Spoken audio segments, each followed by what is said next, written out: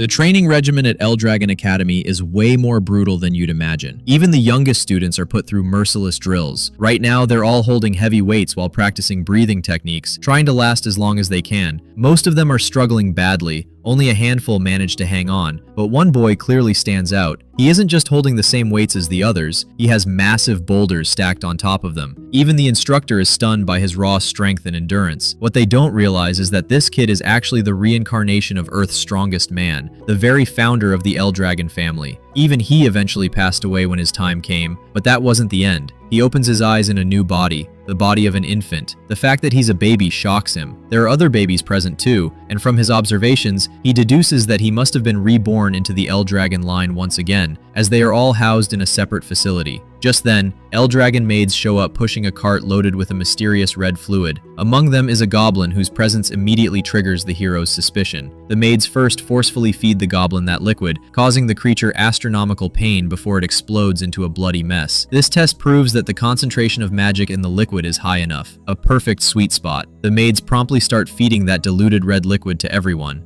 The hero can't quite grasp the situation, but as his turn arrives, he realizes the liquid isn't milk, but something overflowing with terrifying magical power. This is ancient dragon blood, and they are making them drink it. Instinctively, he feels he needs to spit it out since he already swallowed a bit. As the other babies are doing, he needs to do the same and spit the liquid out before he explodes. But he rethinks his choice and decides to absorb all this magic power instead. This will help him reach the true peak of martial arts. He might even surprise his past self. With that in mind, he drinks all the liquid, claiming they never should have underestimated Gilfus Dragon. He absorbs all of the ancient dragon's true source power to reach the apex of martial arts, a height he could never attain in his previous life. The maids are surprised that he absorbs the liquid so calmly, but they choose to ignore it since the result works in their favor. The other babies seem to survive as well, but this instance is nothing to take lightly. As expected of an infant's body, overwhelming sleepiness suddenly hits him. Fast forward 7 years, and the child once known as Gilfus is now renamed Zyke Dragon. He trains relentlessly, and he can clearly feel how magnificent his body has become. This is all thanks to the blood of the ancient dragons flowing within him. The source of this power exists in all living beings, but the ancient dragon blood that Zyke and the other babies consumed contains vast quantities of two distinct source powers. Those who absorb even a small amount of this liquid gain bodies far superior to ordinary humans. Unfortunately, or rather fortunately, the hero, who is guided by the divine dragon's source power he had absorbed in his previous life, took in every drop of that ancient dragon's unique power. He undergoes a transformation so astonishing that even he finds it hard to believe. By all logic, he should have reached at least 4 stars by now. A star is a truly compressed source of power formed when one imagines their body as a universe and allows a star to float within it.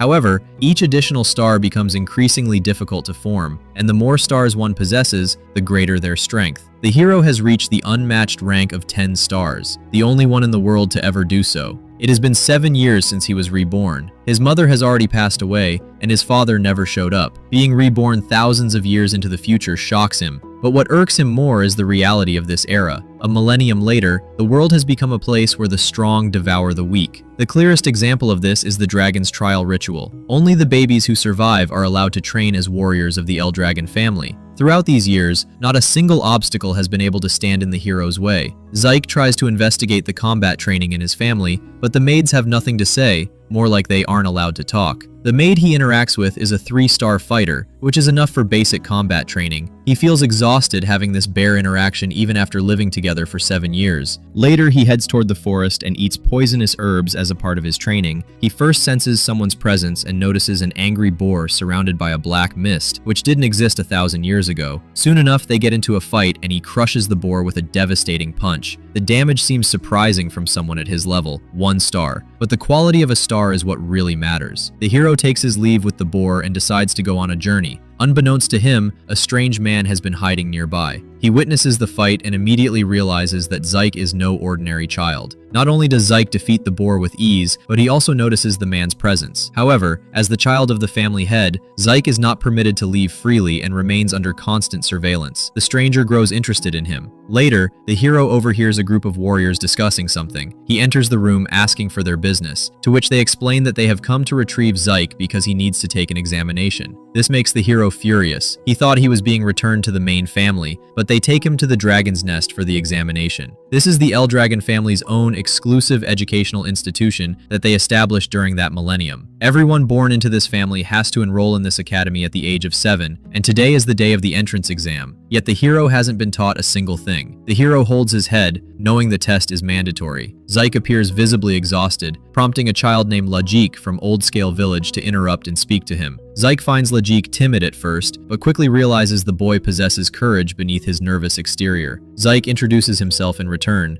As the hero explains his worry regarding the exam since he doesn't know the content, Lajik is thrown off. Before the conversation can continue, Retin from Old Scale Village calls out to Lajik and begins bullying him. He shouts mockingly, telling Lajik that he should have stayed at home because someone like him could never enter the academy since his father was nothing more than a mock dragon. The Eldragon family follows a rigid hierarchy. Lesser dragons are classified as rookies, young dragons are known as common soldiers, adult dragons belong to the captain class, and elder dragons occupy the highest ranks as elders or executives. At the very bottom are the mock dragons, those who failed to enter the dragon's nest or could not graduate. These individuals are labeled as imitations, but Lajik is desperate to shed the mock dragon label from his family. The hero speaks in favor of his friend, saying he at least deserves a chance to try. This makes the bullies even more furious, and they start bad-mouthing the poor boy. But Zyke continues to defend his new friend. Soon enough, the adult dragon examiner announces that the exam will now begin. All applicants must take a number tag after registration and proceed to the second gate. Lajik suggests the hero withdraw if he isn't sure about the exam or lacks the ability, but Zyke seems confident even though he doesn't know the content. The first test is to scratch a rock, and the one who manages to do so will pass. Only provided weapons can be used, or the individuals can go with bare hands. The students have 3 attempts. Zyke finds the test way too lenient, which shocks his friend because he thought the exam would be of a terrifying level. The test begins, and Lajik starts panicking while our boy remains calm. The stone used in the test possesses regenerative properties, allowing it to repair any minor damage almost instantly.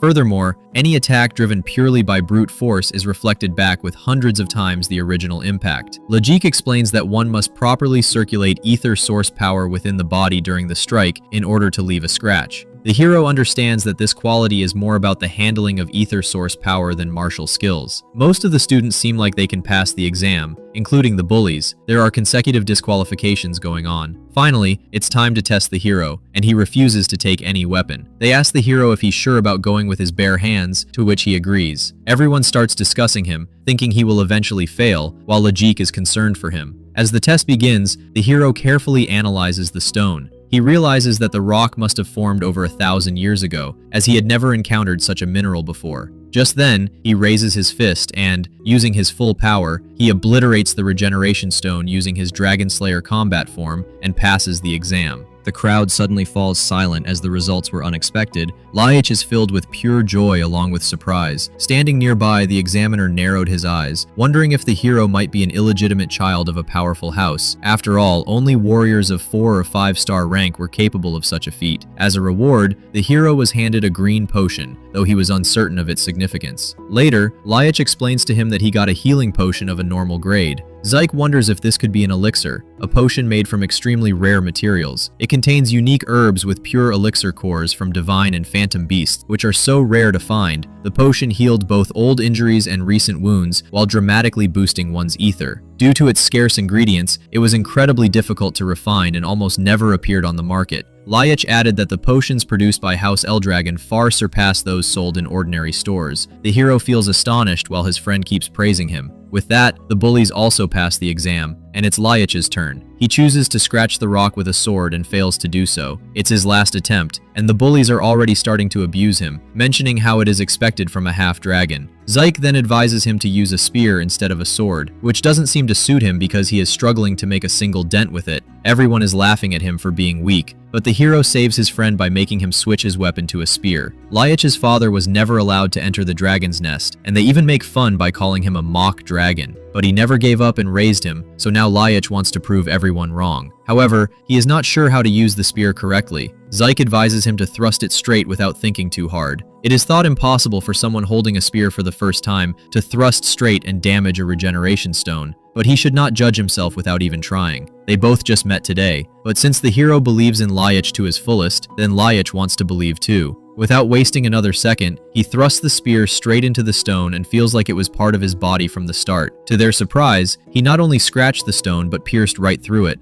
Zyke is very impressed and cheers loudly for him. And this is how he passed the exam, which he couldn't even believe himself. Tears of happiness fall down his face while the bullies are all tense. With this, the test is over and the entrance ceremony begins. Zyke wonders if there was only one test, but his friend explains that there might be another after their entrance. The head of the Eldragon family enters to give them their congratulatory words. Zyke comments on the head's gloomy face, while Lyach tries to quiet him down. There, Zyke meets the Eldragon family's current forces with quite a few 6-star levels among them, which seems like a decent force. Ballas Eldragon is the head of the family, appearing to be on an 8-star level. This star level was barely found in a dozen people in the whole world 1,000 years ago. Zyke seems to have a hatred against his own father. There come the words from Lord Ballas suggesting they become the flesh and blood of Eldragon. His aura is so powerful that the students barely manage to breathe. Everyone is crushed by his strong pressure. The hero realizes he couldn't stand him. Just then, an elderly dragon praises the Lord's gracious words, claiming that these are all just a matter of wording, while everyone feels relief as the atmosphere changes. Soon enough, one of the warriors informs them that the dormitory assignments will now be announced, and those who are called should move at once. Zyke is curious if they are not going to the same place, to which his friend explains that there are 4 dorms in the Dragon's Nest. Students who are allowed into the building are assigned to one of the 4 dorms: East, West, North, and South. Zyke is assigned the East dorm. He roams inside, struggling to find his room, and finally reaches it to present a warm greeting to his roommate. Surprisingly, he has Lyach as his new roommate, and they both seem happy. Zyke seems to have no plans for today, and his friend informs him that training will start tomorrow. Because the hero didn't know about it and was not paying attention to the announcements, his friend scolds him. The hero was planning to ditch this boring place and go on a trip, but the regeneration stone, the healing potion, and other interesting things crossed his path. So now sticking with the Eldragon house for a little longer doesn't sound bad to him. 1 month has passed now. There is a training session going on which helps in teaching the dragon's breath. This method was made by the 15th head of House Eldragon. Some of the students have already mastered this technique, like Lady Lyca, who appears to have reached the 2-star rank. Then there is Zyke with his extraordinary skills and 0 teachings, which makes the trainer wonder if he inherited the head's powers. The Dragon King's breath technique of the hero was modified and passed down as Dragon's Breath. These techniques are ways to draw ether from the air into a body and circulate it, which can help in enhancing one's ether. How well they work is influenced by the user's skills, and this is the reason each noble house refines its own style and guards its finished techniques. But if this technique only works while standing still, it is useless for the hero because his previous Dragon King's breath technique let him use ether while moving without breaking breath, and its effects are huge. But since it is a difficult one, only a few inherited it. The hero simplified it so anyone could use it to make their clan stronger. He never thought it would evolve and survive even after his reincarnation. Later during dinner, Zyke suggests Lyjik eat, or else he won't get stronger because he is weak and needs to train harder. While he was thinking about how some of them are well trained, Lyca interrupts the hero, mentioning that he was amazing earlier. Lyjik gets super nervous and informs him that she is the head's daughter. Being truly unbothered, our boy mentions that he is also the head's son. He keeps ignorantly answering her questions while advising Lyjik to eat food rather than spacing out. This makes her excited, and she offers him to become her subordinate because, being an illegitimate child, he needs allies. She wants him to help her become the next head, and in return, she will reward him generously. But he calmly refuses the offer. Even when she tries to bribe him with the head's potions, he rejects. Lyca can project her ether outside her body, which is pretty impressive to achieve at her age. He aggressively informs Lyca that he has no interest in being the head and will not serve anyone because he's the strongest. Lyca offers him a fight, and everyone reaches the training ground to witness the match. Zyke realizes that things turn serious while Lyjik informs him that she's not only Lord Ballas's daughter, but also has the blood of the Typhon, one of the 4 great houses backing Eldragon. Like other kids, she is a genius, and at just 7, she mastered every form of her house. Unfortunately, this is new to the hero because he only knew her as the head's daughter, but still, he seems confident. And not knowing things makes him even more excited. Even though his friend keeps insisting that he doesn't stand a chance in front of Lady Lyca, both fighters are more than ready. Zyke asks her why she is forcing a fight on him. It is because she aims to secure the position of the next head by taking him down and claiming the seat to make him serve under her. When the hero seems clueless about his own family, Lyca asks if it is because he is illegitimate and explains that, including her, there are 5 heirs competing for the next head, and everyone carries blood from one of the 4 great houses of Eldragon except him. In order to secure her place, she wants to defeat him right away. With that, she swings her massive sword like it's nothing, but the hero effortlessly dodges the attack. Her strikes just keep getting faster, and everyone understands that this is what it means to be a child of the head. Laika keeps throwing her attacks while Zyke is continuously dodging them without putting in any effort. Lyjik is also surprised. The hero praises her unexpected fighting styles, but she insists he keep fighting. He does so and throws a punch, taking her down, wondering why she can't manage to land a single hit on him, to which the hero confirms that she is far quicker than most of the 1-stars he has ever met, but in the end, she is still just a 1-star. He further explains how he observed her breaths, the twitch of her muscles, and the shape of her eyes to track her movements, and the rest is just experience. Laika isn't ready to give up and strikes him again, but instead ends up getting slammed. He is impressed how she gathered true source power in her core to withstand that blow. When Lyjik tries to interrupt, Zyke suggests he stay back. Just then, that lady reaches the 2-star level, which is obvious by her aura. At this level, one can project true source power outside the body shaped for martial arts, and that projection is called aura. According to her, it is the hero who helped her break through to the 2-star level, so now he doesn't stand a chance. With that, she throws a fast and powerful hit which the hero couldn't manage to dodge completely. Now the hero is facing a different style, true Thunder Spirit Great Sword Arts, which makes him even more excited. Laika uses her Thunder Raid technique and a Thunder Light Flash Strike. At first, the hero seems to enjoy it, but later realizes that her level is way too much and that much lightning will be hard to handle in his current state. It's just 1 star that makes this much of a difference between both of them. Her movements are simple, just like before, but the instant she turns to a 2-star level, that Thunder Spirit Great Sword Art explodes in power. She was fast, but she is faster now. And the strange part is the lightning wrapped around her body, which was impossible to achieve 1,000 years ago. The hero cannot counterattack because he is uncertain about that power. The hero has a lot of confidence as he is still smiling in a situation like this. This irritates his opponent the most, and she keeps launching her lightning strikes towards him. Still, the hero is standing on his feet. As Lyjik insists, Laika decides to stop if he surrenders and swears loyalty to her. Since the hero refuses, she claims she will use every inch of power to end this fight. With that, there comes a Thunder Spirit first secret art technique, Heavenly Thunder, and the hero is lying helplessly on the ground. The match is declared to be over, but to their surprise, Zyke stands up again, hitting an electrical strike, making his opponent curious. He explained how he was purposely taking her hits in order to study them, and somehow he can use them as well. While he was taking those attacks, he kept using his Dragon King's breathing technique, which reacts with her lightning energy. Lightning starts generating inside his body, and he can control it himself without even realizing. He doesn't know much of the details, but according to him, her entire clan has a special constitution, and he receives a great lesson by fusing both techniques. On top of that, thanks to Lika,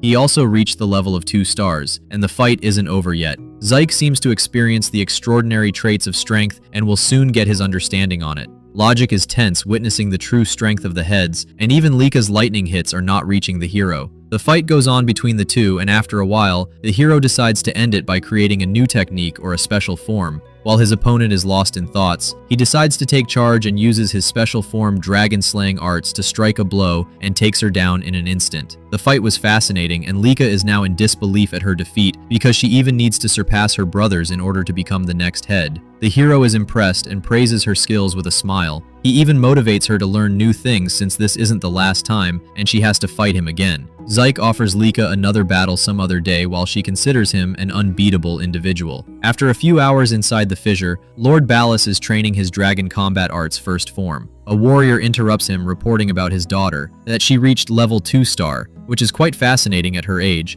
and by the time of graduation, she could reach level 4 or even 5 star. The Lord is still not bothered and orders him not to waste his time and to talk to him only when she can use the talent herself. The soldier informs him that she was recently defeated, and the one who defeated her is his own son, Lord Zyke. Ballas understands because his mother also had the talent for battle, but she was long gone by the time Zyke was born, so it is curious who could have taught him skills strong enough to defeat a 2-star, but he is informed that Lord Zyke reached this level on his own without any teachings. In this case, Lord Ballas commands the first trial to begin, which is premature, as most of the students haven't even reached the 1-star level, but according to him, that is equal for every individual. No matter if they have trained or not, those who cannot survive the first trial have no future, and he declared them to be unworthy of Eldragon. He commands to summon Frina back to oversee and conduct the trial, and have her keep a close watch throughout. The next day, there is usual training going on for Dragon Combat Art. The hero is mastering Ibuki Dragon's Breath, which was developed by the 15th generation and called a combat art. In essence, it is a body enhancement technique well constructed so even children can learn it easily.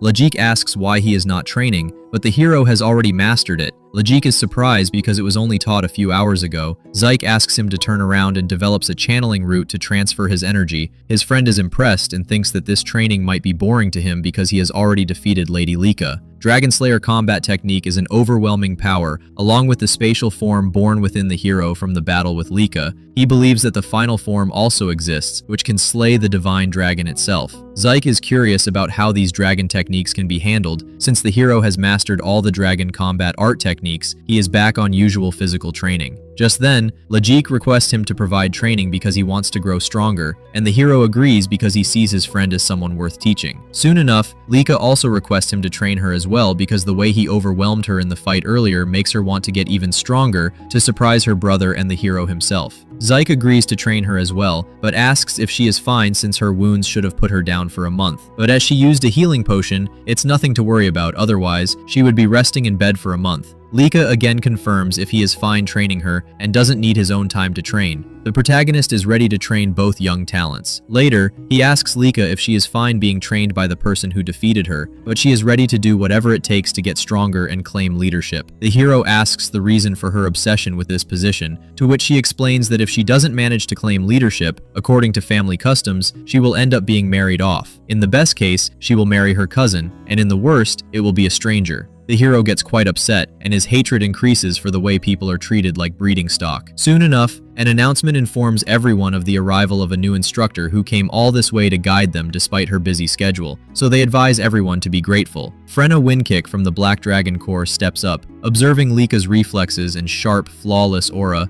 they introduce her as Frenna Windkick. She warmly greets them all and recognizes Zyke, asking about his lack of a surprised reaction. The hero confidently mentions how there is nothing to be surprised about and mentions her intriguing skills, which makes Frenna understand why the head was so concerned about this boy. The hero takes interest in her martial arts as there is no sound even from her boots. Later, she advises everyone that they must pass her test, in which they have to take crystal orbs and spend 1 month on Poisonous Dragon Mountain. It is the home of countless venomous beasts, and even brushing against a single poisonous weed can kill anyone instantly. Zyke used to train there in his past life. If their crystal orbs break or go missing during the task, that student will be immediately disqualified and expelled from the academy. She advises them to control their breathing with the dragon breath technique, and as long as they keep the orb intact, they will be fine. Regarding monsters, she suggests killing them or else there won't be any food to survive the month. The students have 5 days left in which they can each choose and learn one of the L Dragon family's basic martial arts, and survival will become easy once they get a fighting style. But for those who couldn't manage to train in these 5 days, she isn't responsible.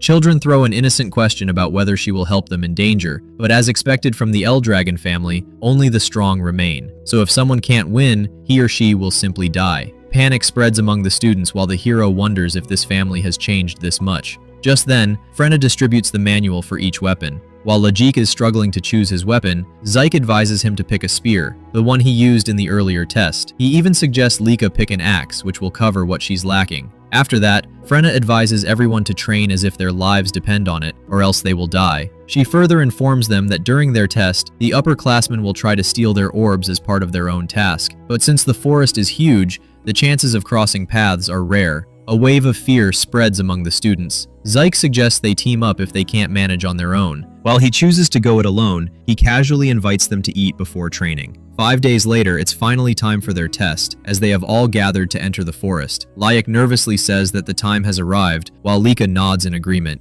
He questions if he is truly fine to work beside her, and mutters that many belong to noble families while he is only a commoner. His fellows appear from behind and tell him that he is at the same level as them. Celine steps in and claims she also cannot believe they are working with Lika. Lika calmly replies that there is nothing to disbelieve and reminds them that all were chosen for their abilities. Layak tightens his grip on his weapon and vows to give his all, and Raymond promises to live up to expectations. Lika brightens and counts on them, then turns to Zyke and asks if he is sure about going solo. He nods with confidence while the others become nervous. Lika admits that she feels nervous too, but Zyke raises his brow and tells her that everyone there is talented enough. She questions him, and he tells her that she and the others are sharp, and their team's test will be easy, while Layak mutters that Zyke always remains confident. The new instructor steps forward and draws their attention. She observes them carefully and praises their group formation, stating that teamwork will ensure survival. She asks for their crystal orbs and explains that each must protect their own until the end of the 1-month trial on Poison Mountain. As all orbs are identical, Zyke wonders if losing one means they can replace it. Frina continues and explains that on the mountain, they will face upperclassmen who will attempt to steal their orbs. A student asks if any of them have not reached the 1-star level, while another student claims the task sounds easy. Frina commands them to proceed to begin the exam. They rush toward the mountain. Lika turns to Zyke and says she will meet him after the exam, then commands her group to move. Zyke waves calmly and Frina questions if he is not nervous. He smiles faintly and replies that he is fine, then steps forward as she watches with quiet curiosity. As moonlight spreads, an officer beside her questions if the exam is too harsh. Another officer agrees and says the group still lacks combat experience and wonders how many will truly endure. Frina assures them that the monsters on the mountain are not too strong, and teamwork will help them survive. The officer nods in agreement and Frina mutters something about releasing something. He asks for reassurance, but she brushes it off as nothing, then commands another group to head into the jungle. As the team moves ahead and spots a lone student, one archer immediately fires an arrow, but Zyke catches it easily and smirks. They look in disbelief and murmur in confusion, but before they can react, he dashes forward and gestures for the real game to begin. Celine thrashes monsters with her full force as another creature leaps from behind, but Raymond raises his shield and strikes through it. Layak charges forward with his spear and pierces another monster. Lika praises them, and when they glance at her, their eyes widen at the sight of a pile of dead frog monsters around her. They claim that she truly cleared too many by herself. She chuckles softly and remarks that her 2-star level surely helps. She adds that both of them have gained 1 star since the week, while Layak lowers his head, but others encourage him, telling him that he will earn his star soon. Lika agrees and states that defeating the monster frog without a star is no small feat, and praises his flawless spear work after training with Zyke, then commands them to head back before nightfall. As they near their base, Lika halts upon seeing a senior student waiting ahead. The senior smirks while Lika questions if he has come to steal their orbs. The group tenses, and Raymond lifts his shield. The senior nods and claims that the test itself is to steal orbs, and admits he did not expect to encounter her base first. Lika warns him to leave before they kill him, stating that he cannot face them alone. Before she acts, 3 more seniors appear from behind. The lead one unsheathes his sword and strikes at her, ordering her to surrender. She dodges and the others rush forward. Raymond shields, Celine fights back with strength, and Layak struggles to resist. While the opponent demands his crystal, Layak remembers Zyke's advice when he once asked how to face a powerful enemy. Zyke had told him that it was impossible for him to win against 3 or more upper-class fighters, yet there was still a way. Logic had questioned the method, and Zika had smiled and instructed him to exploit an opening. Logic had asked how to find it, and he told him to endure and keep doing it until the opponent exposes it because the weaker one cannot force an opening by himself. Logic had clenched his fists and asked if he could truly endure that long.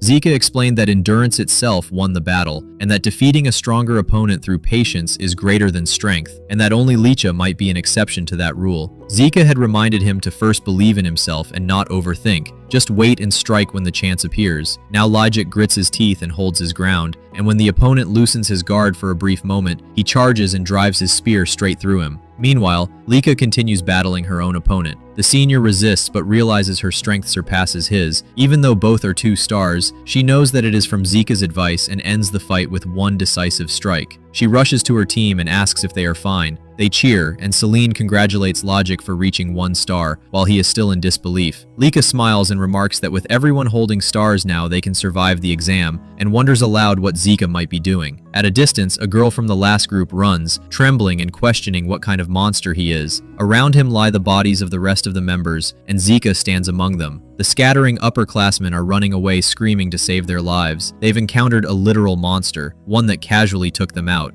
Meanwhile, our boy is chilling, calling them cowards for running away. Bro basically said, "I'm not trapped in here with you, you're trapped in here with me." The kids are running faster than Usain Bolt just to escape an inferior first year. They were the ones who were supposed to hunt him, but the tables have turned. One upperclassman slips and falls. It's like a horror scene as he watches Zika chillingly ordering him to stand up and at least try to fight. His golden eyes glare into this kid's soul, making him regret every life decision. It's so bad that the kid ends up fainting out of fear. I imagine Batman's glare must feel the same for his enemies. Zika is a little disappointed how easy it was to dismantle the group, even though they were acting so tough at the beginning while jumping him. Noticing someone spying on him from a spot, Zika calls the person to come out already. Seeing as they refuse, he takes it as a sign that he isn't breaking any rules and is free to do anything he wants. Anyway, the person spying on him is revealed to be an upper dragon captain. This guy is stunned to see a mere first year wipe the floor with upperclassmen, and the same kid even managed to call him out for spying. Intrigued, the captain intends to report the situation to his leader. He returns to the scarlet-haired beauty who demands a mission report. Her men start off from the very beginning. In 1 week of the test duration, 32% of the kids have dropped out, but the ones who survived are quickly adapting to their environment, which means numbers won't stoop lower than that. But the moment she asks about the condition of the upperclassmen,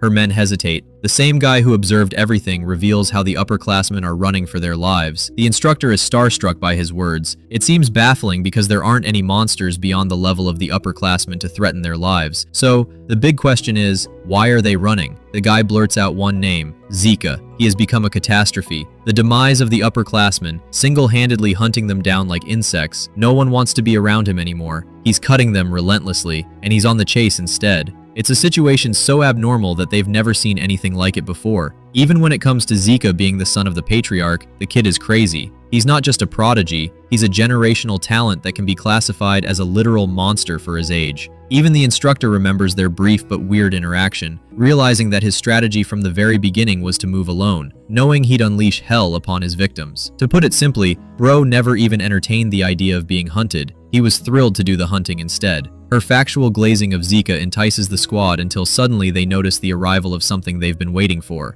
Frenna tells the laborer to unload it on the spot while the rest of her squad members start to question what the fudge is up now. This woman is consistently increasing the difficulty of the exam and intends to release some kind of monster at the 3-star level. Not even the upperclassmen should be able to withstand it. The sadistic woman assures them that she made certain adjustments. First, it is conditioned to only target students of the 2-star level or beyond. This means kids without a star or even with 1 star won't be affected. But the big question is, why is she doing this at all? Interestingly, Frina reveals that it's a direct order from Lord Eldragon, the head of the family. She's genuinely curious about the outcome of this exam, especially concerning the so-called monster that Zyke has become. She wonders if the kid can handle something of this caliber and instructs her men to release the creature by dawn. Dawn does arrive. Logic and Celine instantly sense the ground trembling. Lady Laika's sharp instincts inform her that something is coming, even nastier than the upperclassmen they faced. At first, Logic assumes it must be some kind of large monster, but Laika knows full well that whatever it is, it's terrifying. The rumbling of the ground continues, startling the students as they all begin to worry. Laika immediately realizes that the tree behind them is toppling down, so she roars at everyone to move out of the way. Luckily, she was able to protect Celine, and Raymond managed to guard Logic, making sure none of them got any injuries. Shaken by the sudden collapse of the tree, Laika grips her sword to challenge the threat, while Logic and the others stare at the creature with fearful eyes. Standing before them is a massive, terrifying stone golem, one they never thought they would encounter on the mountain. I love how this is the isekai version of getting out-of-syllabus questions for your exams. Meanwhile, our boy is in a completely different location, sitting on top of monster corpses and unconscious upperclassmen. True manhwa fans will remember that one familiar scene with Arthur from the beginning after the end. Anyway, this guy is bored as hell. He's so strong that no one can match up to him, acting like he's the Gojo of this exam. But then suddenly, he senses an ominous presence in the distance. This isn't just any monster, it's something higher than the 2 class levels, which makes him wonder if the instructor is trying to send him a message. Still,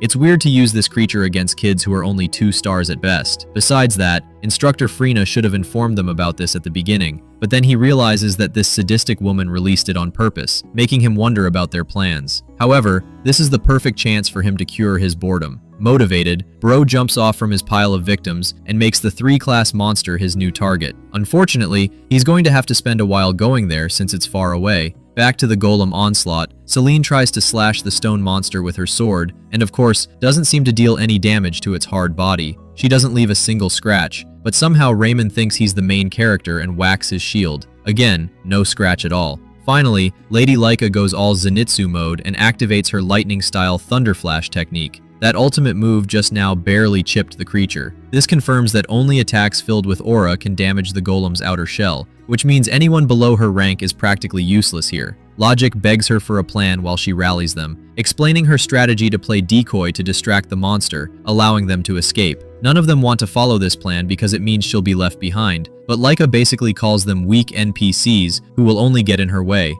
She managed to do a tiny amount of damage even after landing a powerful aura attack, which means the rest of them can't do anything with their power of friendship Naruto mindset. Her words are right, and though it's true they can't take it down, Raymond steps up with his shield, vouching to support her just to make sure she lands all her attacks. Leica thinks this is a reckless move, but Logic and Celine are also ready to support her, just as long as she can deal some form of damage. The power of friendship convinces her, and she orders her friends to cover her while she prepares. Lady Leica charges her attack and blitzes past them with thunderous aura. The golem reacts quickly to smash her into the ground, but Raymond is there to block the weight of the blow. Even then, it stuns his body just to block a single hit. He takes a timeout while Logic and Celine tag in to distract the golem with repeated attacks. This allows the main assailant, Leica, to jump the golem from behind with an aerial slash. Activating her Thunder Spirit Greatsword arts, she hammers the behemoth with divine thunder, leaving trails of lightning in the sky. Upon the conclusion of the attack, the monster seems nowhere to be found.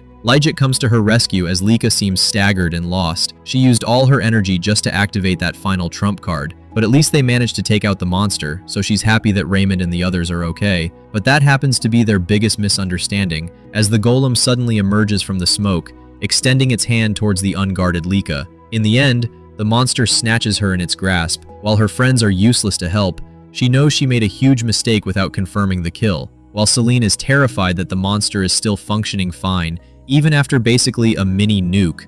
Logic wants to play a hotshot and charges in with his spear to help her, but the golem casually snatches her away, causing Logic to scream and worry. Suddenly, a gigantic tree is tossed all the way from the sky, whipping its way towards the golem. The monster is smashed with the weight of the tree, simultaneously freeing Leica in the process. Logic and his party take her to exit the dangerous area. Not knowing what the hell happened, Zeke arrives with his special entry, joining in all the fun. He doesn't even care about his friends and feels ecstatic for his next victim's demise. Before all this happened, he could spot Leica's momentous final attack from far away. He knew her group was trying to defeat the monster, but found himself severely limited in reaching them in time. In his prime Kobe Bryant era, he would have instantly teleported with insane speed. Even though Leica's group is pretty good, they just can't beat a 3-star monster. It's more like a game of survival for them, a countdown until they get wiped out. Knowing he couldn't run fast enough, our boy decided to experiment with something new. Carving his fingers into the heart of a tree, he pulls it straight from the ground, showcasing insane levels of strength for a child. Then this kid sends the tree flying to God knows where, hoping that it probably becomes a ballistic missile and hits the monster. Zeke felt really good about what he did just now because this tree-throwing technique is actually something much deeper. He talks about the dragon nurturing arts. The L-Dragon combat manual is given to students before taking the exam. It's an ordinary technique booklet, not really a proper style, but a guide to unlock more efficient strength. The good thing is that it proved helpful to Zeke because in his past life, he took advantage of long-range attacks as the first head. Anyway, after tossing that tree, Bro started running again. Back to the present, he greets his friends who are shocked to see him. Logic reminds him about the dangerous golem coming to kill them all, but instead of running away, Bro feels amused to challenge a powerful monster. Interestingly, the creature doesn't seem to boast any form of life force despite having a presence. While he's casually holding a conversation, the 3-star behemoth whips a powerful punch his way. The punch slams Zeke head on. But here's the kicker. This kid catches it with a single palm. Thanks to his genius battle IQ, he can tell right away that the monster won't be affected by normal attacks. And though he could easily wipe it out with aura, he doesn't want to finish things so soon. Leica watches him practically toy with the same monster that gave them a run for their money. Anyway, the golem attempts to slam him with both hands, causing Zeke to reflect on the monster's incredible speed. Even for its enormous size, he ends up successfully blocking the slam, feeling some level of mild discomfort in the process. Zeke tells his friends to stay out of the fight as they could get hurt, causing them to flee. Now that he doesn't have to worry about going all out, Zeke shifts his weight and ends up flinging a monster 10 times his size. He still has to take care of the creature's hard shell, and wonders if the golem is just as sturdy on the inside. In order to test his theory, he powers up a punch and blazingly hammers it on the golem's body. This move is from one of the Dragon Destroyer combat arts, which he combines with a second-style burst to pulverize the golem's interior. The burst aspect of his technique doesn't just focus on breaking the shell, but actually crushing the creature from the inside. And just like that, with a single move, Bro one-shots the creature. Having gained some level of fun from the experience, a month passes after the conclusion of the exam, and we arrive at the main estate of the L-Dragon family. Here, Zyke is summoned. Much to his annoyance, he reflects on the conclusion of the earlier exam, as nothing significant happened after the golem incident. Zyk's 7-year-old class members ended up dropping down to 70%, but the members who survived became familiar with death and ended up achieving the 1-star level. Shortly after the test conclusion, Zyk was forcefully summoned to meet the patriarch, his father. While walking through the hall, he mutters his annoyance while Frina reminds him to give the patriarch proper respect. She rants about how he behaved in the exam and basically spelled his own doom in the process, but our boy doesn't understand what she means. He didn't do anything wrong. Frina roars at him for obliterating the upperclassmen's test, attacking them and hunting them down when it wasn't really required. Because of that, not a single one of the upperclassmen managed to acquire an orb for their personal test. They even have to retake the exam. That's how bad he ended them. Frina is frustrated with his actions and begs him to fix his disrespectful tone when he meets the head. As the two of them finally arrive at the patriarch's door, the reason she keeps lecturing him to tone down and be humble is because if he doesn't, he will literally get eviscerated from existence. Lord Eldragon is a cold-blooded man who cares little for kids, and Frina doesn't want Zyk to get slaughtered like that. Even our boy feels intimidated after hearing that. Before entering his chambers, Frina announces her rank and mission intention.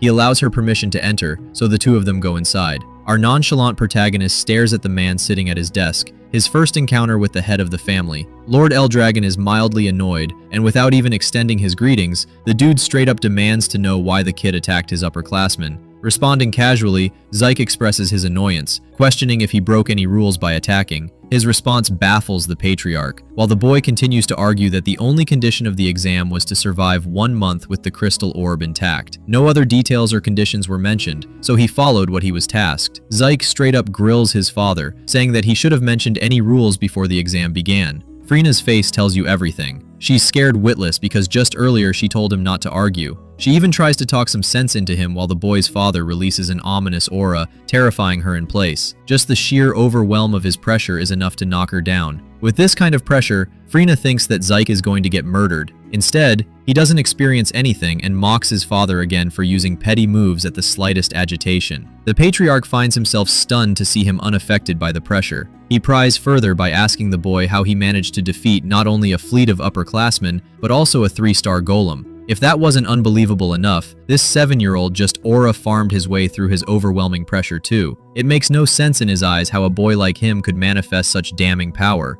Zyk realizes that the focus is being placed on the source of his strength, and instead of explaining properly, he just calls it his personal genius. Arrogance meets arrogance, both father and son eyeing each other down. Lord Eldragon admits that the boy's attitude is rash, just like the report stated, but that won't matter as he still managed to beat a golem. His reward is an item from the Dragon Treasury, or access to the 2nd floor of the Dragon Hall, a choice between the two. What's most surprising to Frina is how this man went from nearly killing his son to now offering him a reward. Let's discuss both options. The Dragon Hall and Dragon Treasury are vaults, each filled with 1,000 years worth of collectibles ever since the time of Gilphus himself. It includes plenty of books, even those that are banned in the present era. It even contains the greatest weapons, artifacts, and every possible item one needs. The facilities are supposed to be the family's ultimate treasury, but they're monitored so strictly that only a couple of students are lucky enough to enter. The 2nd floor of the Dragon Hall is also special, requiring tremendous accomplishments for access. Frina can't believe her eyes. This kid is acting like a brat, and he still got rewarded by his pops. To piss him off, Zyk taunts his father to give him access to both rewards. Lord Eldragon demands him to leave, but the kid disobeys a direct order and complains that he's got more questions to ask. Frina knows this clown is going to get himself killed through his tongue and grabs him to leave right away. She's like a worried mother protecting her child, but as she's dragging him away, the kid leaves on a final note. Zyk humiliates his father, saying that the more he tries to subdue his emotions, the further he will become from being the strongest. In that moment, Lord Eldragon watches a manifestation of Zyk's might, making him an equal in potential. Frina shuts his mouth and takes him away, leaving Lord Eldragon to reflect on the kind of presence he just felt. In the next scene, the instructor is ranting again, shouting at the idiot for acting disrespectful against the leader, ignoring all her warnings. Zyk tried his best but ultimately gave up. Hilariously, this is actually him holding back his words, which makes you wonder what else he could have said. Frina just doesn't get why he treats the teachers with respect but can't show the same to his own father. Considering the boy's strength and then his rocky personality, she deems him an unordinary child, even beginning to question his real identity, trolling her. Zyk states that he's just him. Frina internalizes that everyone in their family drank the ancient dragon's blood upon birth. The head of the family carries the might of a superior dragon too, which means by nature alone, they shouldn't be able to defy his wrath, and yet, this same boy managed to not only challenge his father but also hold his ground. He's something else, and she can't figure out what. Suspicious, she intends to check his birth records, but for now, she changes topics and asks him which of the two rewards he'll choose. Putting up an adorable little face, he picks both, much to Frina's annoyance. In the end, Zyke comes to his decision. He is in pursuit of knowledge. Having reincarnated 1,000 years into the future comes with a gulf in his understanding of the current age. That's why he's curious to know about the advancement of medicine and technology.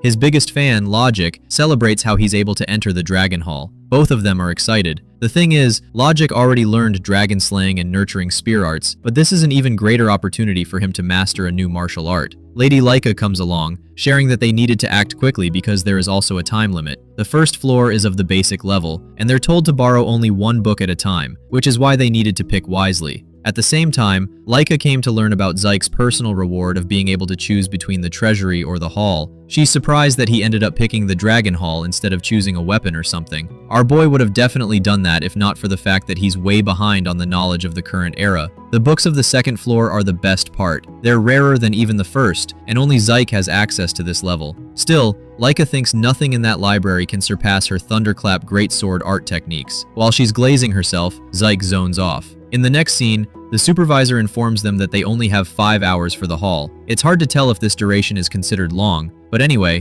Laika comes up with a strategy to pick one book that they want to borrow and use the rest of the time to read others that can't be borrowed. Fast readers would benefit here a lot, but Logic is interested in honing a martial arts book to read in 3 hours. It's difficult to choose the right book for each person, especially in a hall as grand as this one. As they're teleported inside, the party members become ecstatic at the glory of the Dragon Hall, exceeding Zyke's expectations far more than he imagined. He sets his sights on obtaining a book that will knock the wind out of him, and so begins the reading experience. Zyke goes crazy the moment he touches the books. He's out here blitzing through content related to magic and chaos. It's too much information for him to just give up on. 1,000 years have left an incredible mark. Turns out that in that time span, their world ended up forming a connection with another one. Nearly 900 years in the past, a gigantic crack shook their reality, creating a dimensional wall called a rift. From it came the chaotic otherworld, the Chaos Realm. This world was inhabited by monsters birthed from the element of chaos, and in order to resist their wrath, the people of Zyke's world ended up forming primal energies within their bodies. The Eldragon family is responsible for aiding humanity against the tides of chaos. This allowed many bonds to form between families on the battlefield. 4 special warriors ended up marrying members of the Eldragon house, which ended up forming the Typhon, Fafield, Levas, and Bahamut factions. They're now considered the 4 great Eldragon families, and it all makes sense now, especially when the angry boar was covered in dark energy while Zyke fought it. Even Laika's thunderous aura exhibits such an energy. All of it came from a different dimension, but the most interesting part that stands out to him is the evolution of magic. With the connection to a dark reality came a new kind of technique. Can't find a book related to the contents of that technique, especially when something this brilliant should be hailed as a part of history. His excitement is so loud that he draws the supervisor's attention, insisting the boy keep quiet while reading. The strangest part is how there isn't a presence around him and he could still hear the voice. This makes him wonder if this is the same magic, the same new technique, something that can be used via voice. But the problem is that aside from ordinary primal energy, he can't tell what's special about it. Suddenly, all of his books end up floating in a trail of yellow, levitating all on their own. Zyke can't contain his reaction and finds himself amused with the technique. The supervisor tells him to be quiet again, but Zyke just can't contain his reaction at the verge of experiencing a new level of growth. While he was busy wasting his time being excited, the library suddenly ended up closing in on him. Threads of ether restrain him before tossing his ass out the door. Zyke barely holds himself together while sticking his landing, questioning what the heck just happened. Bro wants to learn the same ether technique and demands the guy use it again. Even Logic can't tell what's up with him, while Laika is confused why he's the only one who got yeeted out unlike the rest of them. Fortunately, Logic found an interesting martial arts manual that he borrowed called the Cloudwater Spear technique. Then there's Celine, who learned a movement art alongside Windblossom sword technique. Raymond got his fair share by practicing the Eldragon Guardian Sword technique in the library. He even got a book for his shield skills. Basically, they ended up learning the same martial arts that Zyke created in his previous life while trolling. Finally, he asks Laika, hoping to learn what she got from the experience. She reveals a book containing the Heavy Wave Greatsword technique that the 15th Lord improved. This is Zyke's second time hearing about the 15th generation, making him wonder what's so special about them. Anyway, the 15th Lord is also directly responsible for creating Dragon Slayer combat arts. Now, even though our boy made a ton of techniques that became important manuscripts in the hall, a lot of them were improved versions of what he created. This means the 15th Lord is responsible for their advancement, impressing even the likes of Zyke himself. At first, he thought that his school life would be nothing but filled with boredom, but now he's excited for the journey to come. We jump ahead 5 years into the future. Here, a 12-year-old Laika is looking around to find Zyke and her friends. She learns from logic that our boy is at the training grounds. Speaking of the training grounds, Zyke is currently squaring off against 3 of his friends, having become much stronger by age. The scene transitioned to the private office of Ballas Eldragon. Ballas reviewed a thick stack of documents in silence. After a prolonged moment, he set the papers aside and lifted his gaze, inquiring whether the intelligence had been fully confirmed. Standing before him was Achon, captain of the Black Dragon Corps.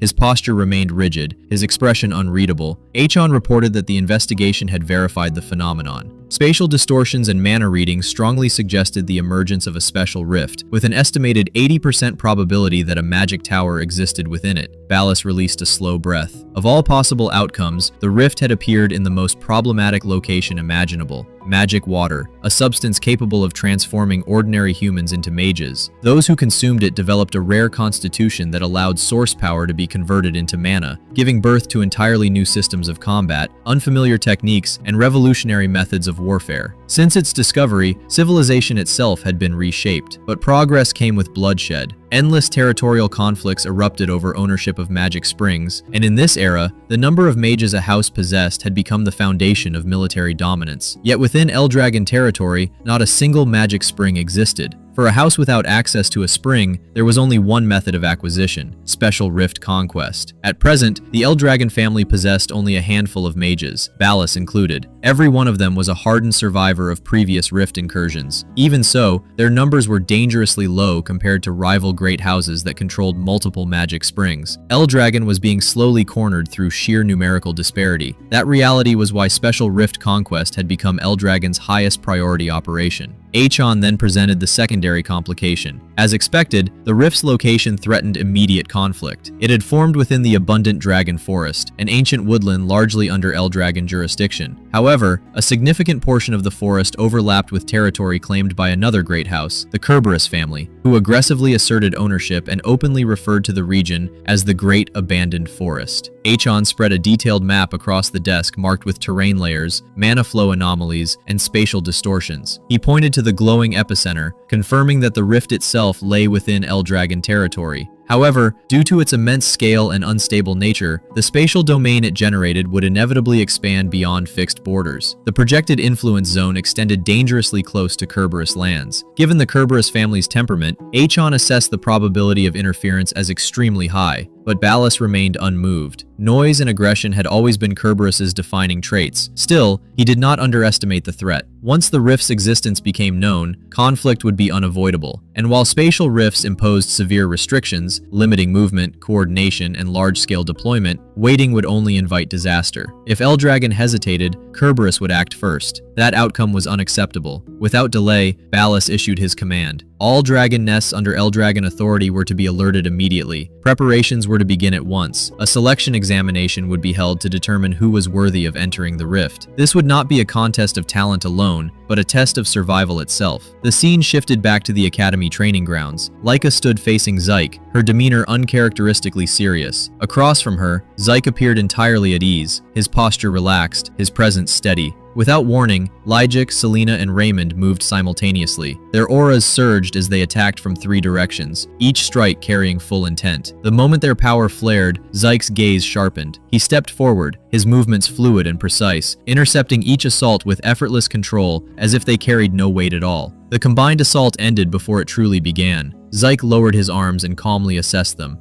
Lyjik's spear technique was powerful but overly forced, disrupting the natural flow of his movements. Selena's speed and strike frequency were impressive, yet her attacks lacked sufficient weight and grounding. Raymond's shield control, however, was acknowledged as stable and steadily improving. With a faint smile, Zyke pointed out that all three of them were still far too passive. He explained that hesitation had no place in real combat and urged them to attack him again without restraint. Watching from behind, Laika muttered that the entire scene was absurd. Zyke glanced back at her and questioned whether she truly believed that. Laika responded sharply, stating that allowing oneself to be struck bare-bodied without circulating source power was absolute madness. Despite her words, Zyke continued slipping effortlessly through their renewed attacks, dodging and countering with casual precision as if their strikes carried no threat at all. To him, this was exactly what proper training looked like. He raised his arm confidently and remarked that his body alone had grown sturdy enough to withstand their blows, even without source power. He questioned whether she genuinely could not see that. Laika let out a long sigh, placing a hand on her forehead, saying that at the very least he should stop letting them attack him while he was talking. Even as they continued striking him, Lijik muttered that Zyke was completely insane. Laika shook her head and added that in her opinion, all of them were just as strange for continuing to attack him, as if their efforts were not entirely meaningless. Raymond, still pressing forward, wondered how Zyke could possess such overwhelming defense without using source power. Selena added that it went far beyond what should be possible for a human body. Laika cut them off, stating flatly that Zyke should not be compared to humans at all. She reminded them that the seniors had long referred to him as the demon child of the Eastern Hall. Zyke glanced at her with mild offense and questioned whether that was meant to be an insult. As the training session continued, Zyke turned toward Laika and asked whether she had come merely to watch or if she planned to join them. Laika replied that the training itself was fine, but there was something important she needed to say first. She informed him that it appeared they would soon be encountering children from other dragon nests, and much sooner than expected. Lijik froze in shock. Raymond admitted that he had always expected something like this to happen eventually. Selena asked whether it was related to the next test. Laika said she did not know the details, but the signs were obvious. The instructor's behavior, their movements, and their sudden changes in attitude all pointed toward an imminent clash. Zyke considered this briefly and realized he had never paid attention to such subtleties before. With a serious expression, Laika warned him to be careful, mentioning that the Western Hall had another candidate for the next family head, someone genuinely dangerous. Zyke's smile widened slightly. To him, things were finally starting to sound interesting. Several days later, the Eastern Hall training grounds were packed with students. Juniors stood nervously under the oppressive atmosphere, while seniors remained calm and imposing, their presence alone overwhelming the weaker students. Zyke and his group stood together, quietly observing. Zyke noted that everyone had been gathered into the arena without regard for rank. Laika nodded, stating that this was exactly what she had expected. Without warning, the gates of the training grounds swung open. All chatter died instantly as Frina stepped inside. Her presence alone silenced the area. She announced that in 3 days the students of the Eastern Hall would be facing the children of the other dragon nests. Shock rippled through the crowd. Panic spread among the juniors. Raymond frowned deeply. Selena fell silent. Lijik stiffened, clearly unsettled. And Zyke smiled for the first time in a long while, genuine excitement stirring within him. Frina raised 3 fingers and reiterated the announcement. In exactly 3 days, every student present would face the children of the other dragon nests. Battles between dragon nests were traditionally reserved for graduation examinations after students had proven themselves. To announce one so suddenly left many stunned, unable to grasp why it was happening now. Frina allowed the confusion to linger briefly before continuing. She stated that there was a reason behind the decision, though she could not reveal the details. However, she promised one thing with certainty. Those who emerged victorious would be entrusted with a special mission. Zyke's eyes gleamed faintly. He did not ask what the mission was. Anything described as special within the academy inevitably involved danger, conflict, and growth, and to him, it sounded far too interesting to ignore. If Frina then explained the structure of the event, the tournament would follow an elimination format, where each of the 4 dragon nests would send 7 representatives. The Eastern Hall would select its 7 representatives, and that very day, a senior student stepped forward, confidently questioning whether the representatives would naturally be chosen from among the seniors. If Frina calmly asked why she would summon every student regardless of rank if that were the case, her implication was clear. The representatives would be chosen from all years, seniors and juniors alike, and that declaration immediately stirred unrest. Several senior students scoffed openly, questioning what juniors could possibly contribute in a battle of this scale.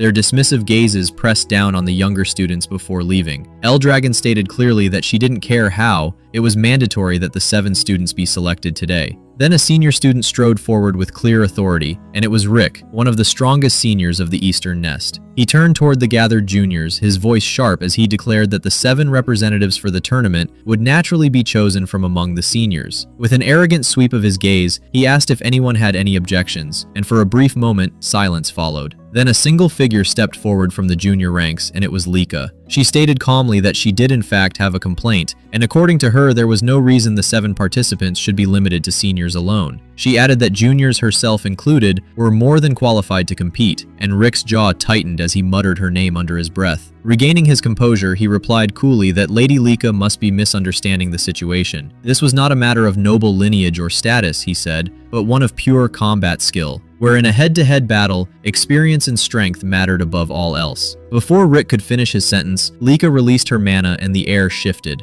3 brilliant stars manifested on her chest, shining unmistakably, and Lika calmly asked whether someone with 3 stars still lacked the necessary skill. The seniors stared in disbelief, and Rick's eyes widened slightly, his confidence cracking while someone among the seniors muttered under their breath, questioning when a 3-star junior had even appeared. Then Lika continued. She agreed that participants should be chosen by strength, but asked a simple question in return. Were there truly 7 seniors stronger than her? She demanded an answer, and if there were not, she argued, then the selection must include freshmen as well. Rick clenched his teeth and responded that Lika was an exception, a special case. Raising his voice, he insisted that no other junior could ever surpass the seniors, and that was when another voice cut in, remarking casually that Rick was being far too loud. Rick turned sharply irritated, asking what he had just said, and it was Zyke. He repeated calmly that Rick was shouting unnecessarily. Then, with an almost amused expression, Zyke stated that the seniors clearly believed all juniors were weak and insignificant. As he spoke, Zyke released his aura, not explosively but with terrifying pressure that rolled across the field. Smiling faintly, Zyke proposed something simple. Instead of arguing, they should fight, and from now on, everyone who wished to participate should battle freely until only 7 remained standing. Lika pinched the bridge of her nose, murmuring that things were escalating far too quickly. Zyke's eyes sparkled immediately. Without hesitation, he replied that of course he would. Then, turning slightly, he looked toward Logic, Selena, and Raymond, calmly declaring that they would be participating too. She knew how perilous this could become, yet she compelled herself to intervene before turmoil fully erupted. She clarified her proposal,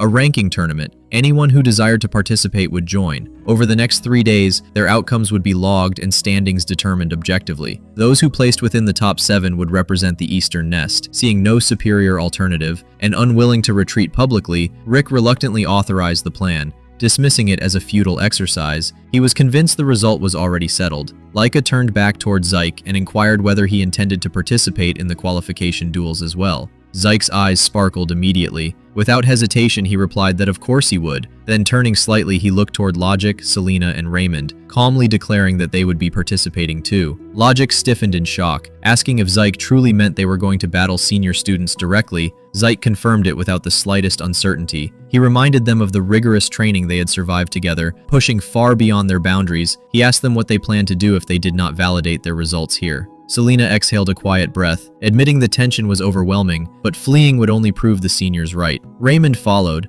stating that if this was occurring, then he would give it everything he had. No excuses, no holding back. Naturally, the 3 took their places beside Zyke, forming their familiar formation. Seeing this, Lika turned toward the other junior students and asked if anyone else wished to join the qualification matches. The response was tentative. Some juniors whispered among themselves, pointing out that even if Lika and Zyke were confident, their rivals were still seniors, many with 3-star ranks. To them, success seemed impossible. Zyke listened in silence before muttering that he could not understand why everyone was already so disheartened. He stated that there was far more to acquire from fighting a superior adversary than avoiding them. Even failure carried value, experience, insight, and advancement that could never be obtained by standing still. After a brief pause, he added that it no longer mattered. The moment had already arrived as Zyke, Lika, and the juniors who stepped forward stood prepared. Zyke glanced toward the seniors with a faint, confident grin. Quietly, he remarked that it was finally time to see what the senior students were truly capable of. Rick shouted furiously at his fellow seniors, declaring that these juniors had become a complete annoyance. He sneered that no matter how hard they struggled, there was no feasible way they could win against seniors, reminding everyone of the obvious chasm in experience and rank. Several senior students laughed among themselves, mocking the juniors. One remarked casually that there was no need to go all out, and that they should treat the juniors with care. Another scoffed, stating that aside from Lady Lika, Every junior present was only a one-star warrior. Sensing the anxiety spreading among his teammates, Zyke calmly asked what was wrong and why they looked so apprehensive. Logic admitted the truth. He said that their opponents were seniors, 3-star students, and that it was only natural to feel jittery facing people with such an advantage. Zyke responded without hesitation. He reminded them that they had trained together tirelessly. He pointed out that they had already proven their prowess time and time again during practice. More importantly, he told them that they needed to believe in themselves. His words carried weight. After hearing Zyke's calm assurance, Selena's tense expression softened into a smile, and Logic let out a quiet sigh of relief. The dread that had been gripping them loosened, replaced by renewed self-assurance. Across the field, Rick grew restless. He shouted again, ordering the juniors to release their aura and stop wasting time. He barked that they did not have all day to listen to pointless chatter, and demanded that Zyke step forward and face them at once. The combat began. From the sidelines, the other juniors watched in disbelief. They could barely grasp what was unfolding before their eyes. One by one, senior students fell. Logic and Selena stood victorious over their defeated rivals. While rumors spread rapidly through the crowd, junior students whispered among themselves, questioning what they were witnessing. Some wondered whether the seniors of this year were unusually weak. Standing calmly to the side, Zyke wore a wide, satisfied grin. He praised everyone sincerely, saying they had done an excellent job. He noted that Logic had greatly improved his deflection methods and had developed a sharper intuition for detecting openings in battle. Turning to Selena, he remarked that she had mastered the multiple motions of the Windflower sword technique far better than before. As for Raymond, Zyke acknowledged his growth in strategy and trickery, praising how effectively he used his shield depending on the situation. Zyke reflected quietly that all of their training had finally yielded fruit. He hoped they would continue to build confidence not just in practice, but in real combat. Laika had proven her strength as well. She defeated her senior opponent decisively, bringing him down with a single overwhelming surge of lightning energy. The sight left the remaining seniors in complete disbelief. They struggled to accept that junior 2-star students had defeated them so thoroughly. Standing over her fallen opponent, Laika questioned sharply whether this still was not enough. Rick's voice echoed across the training ground as he shouted that it was impossible, absolutely impossible, for 3-star seniors to lose to 2-star juniors. His expression twisted with panic the moment Zyke stepped forward into his field of vision. Despite everything he had just witnessed, Rick scoffed loudly, calling Zyke naive and insisting that these results meant nothing. Zyke responded by calmly releasing his mana. A powerful aura surged outward from his body, pressing down on the surroundings like an invisible burden. His voice remained composed as he addressed Rick directly. Zyke pointed out that Rick was obsessed with age, rank, and the number of stars, treating them as absolute truths. He stated that those things were nothing more than metrics, useful for reference, but meaningless in real combat. Zyke continued, explaining that true power was decided by only one thing: victory. If someone was weak, they lost. If they were strong, they won. It was that simple. Rick snapped back angrily, shouting that Zyke was an idiot. He insisted that the number of stars directly represented power and demanded to know whether Zyke truly lacked even such basic knowledge. Zyke merely smiled. He calmly asked Rick a single question: whether someone had stars or not, if their heart was destroyed, would they live or die? Rick froze. Zyke continued, telling him not to ignore the true essence of strength. Combat was not measured by titles, age, or stars, but by a single outcome, whether one could win or not. Rick's panic turned into rage. He shouted, demanding to know what nonsense Zyke was spouting. He reminded Zyke that he was a senior and declared that excuses like these would never work on him. He claimed he had been lenient only because Zyke was a child, but that it was now too late for regrets or tears. Zyke's expression did not change. As if bored, he asked whether Rick had finished with the verbal sparring. He remarked that children should act like children by moving their bodies instead of talking endlessly. Then calmly, he narrowed the situation down to what truly mattered. It was now just the two of them. Zyke asked what kind of martial art Rick had mastered. As his aura expanded further, Zyke invited him to show how much he had truly trained. Rick roared in response. He leapt into the air, his mana blazing violently as he displayed the full extent of his training and pride. His aura flared brilliantly as he descended towards Zyke, determined to prove his superiority. Before Rick could even complete his attack, Zyke moved. A single punch struck Rick squarely in the mouth. The impact shattered everything. Rick's body was sent flying sideways, crashing into the ground with brutal force. His pride, confidence, and authority collapsed in an instant. Zyke stood calmly over him, a bright smile on his face. He commented lightly that Rick had trained well. Laika muttered in disbelief that Zyke had defeated Rick before he could even demonstrate the results of his training. The juniors standing nearby silently agreed. The scene shifted to the West Dragon Hall training camp. The ground was littered with defeated students. Dozens lay sprawled across the training field, groaning or completely unconscious, their weapons scattered and their pride shattered. At the center of it all, one student sat casually atop a fallen opponent's back. In his hand, he loosely gripped a dagger that still glowed faintly with mana. His name was Vanille, from the Fafnir branch of the Eldragon family, and one of the head candidates of the family. He looked around at the defeated students with clear disinterest and muttered that none of them were worth his time. Moments later, his subordinates approached from behind. One of them reported that the situation on their side had been fully concluded. Behind her stood the selected students who would represent the West Dragon Nest in the upcoming tournament. Among them was Retin, the same student seen during the entrance examination. Vanille's eyes shifted toward him. He clicked his tongue lightly and remarked that Retin was still a novice. However, his gaze lingered when he sensed the aura surrounding him. 3 stars. At that realization, Retin stiffened in panic and hurriedly addressed Vanille with respect, calling him head. Vanille's lips curved into a faint smile. He remarked that this was good, very good. He stated that he liked talented individuals and added casually that if Retin proved useful, he would consider taking him on as a subordinate. Without hesitation,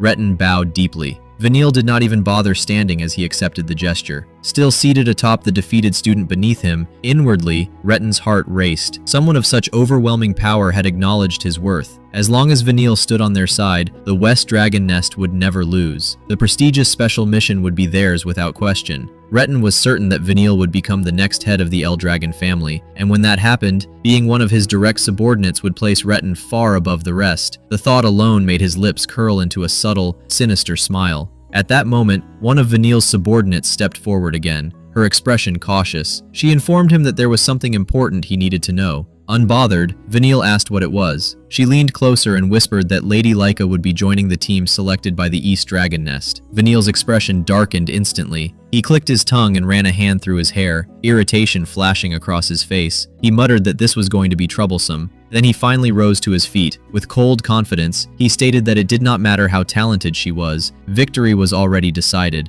The West Dragon Nest would win, complete the special mission, and prove their superiority beyond doubt. His gaze sharpened as he declared that he would show all of his siblings exactly what he was worth. The position of the next head of the Eldragon family, he declared, would belong to him. The selection tournament had finally arrived. Around the vast arena, the chosen students from all 4 dragon nests were seated in groups, while the surrounding seats buzzed with noise as students exchanged glances, whispers, and tense conversations. The atmosphere was heavy, part excitement, part pressure. Lajik stiffened as he looked around. His shoulders tightened as he quietly remarked to Lika that far more people were present than he had expected. Lika glanced around calmly and explained that it was only natural. Students had come from every dragon nest to witness the tournament. Then, narrowing her eyes slightly, she added that many familiar faces were missing, those who had been eliminated during the selection exams. "Doesn't the number feel unusually small?" she asked. The realization struck Lajik all at once. Those who had been eliminated weren't simply absent, they were no longer acknowledged. They were the so-called fake dragons. Just like his father, Lajic's breathing grew shallow as his hands trembled. Lika noticed immediately.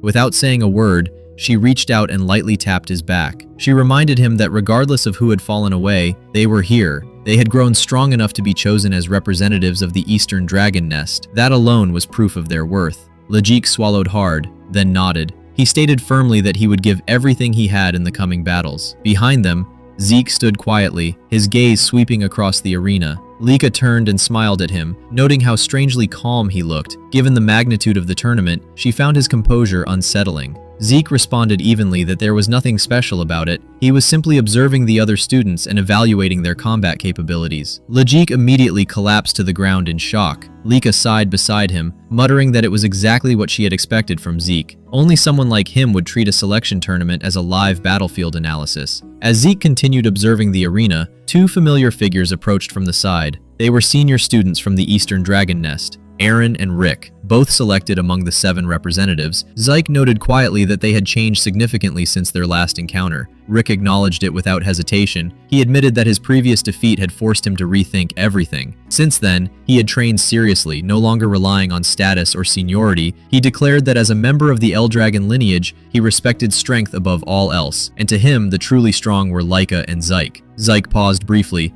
then replied calmly that as long as Rick understood that strength carried responsibility, there was nothing wrong with that. Turning his attention back to the arena, Zyke silently analyzed the participants. Every student present, except those from the Eastern Dragon Nest, was a confirmed 3-star combatant. Yet, something stood out. There were no 4-star students. Still, among the crowd, Zyke identified 3 individuals whose presence felt different, fighters standing dangerously close to the threshold of a 4th star. Zyke's lips curved slightly. He wondered what kind of battles awaited him in this tournament. As Laika continued speaking with Logic and the others, a sudden presence closed in from behind. Someone wrapped arms around her shoulders with an easy smile, startling her mid-sentence. Laika stiffened in surprise. Standing nearby, Zyke observed the situation calmly, quietly wondering what was happening. The girl who had grabbed Laika leaned closer, speaking in a familiar, teasing manner. She remarked that it had been a long time and asked how Laika had been doing. With a playful glance around, she added that she hoped no one had been harassing her. Laika quickly reassured her that everything was fine and that there was no need for concern. From behind them,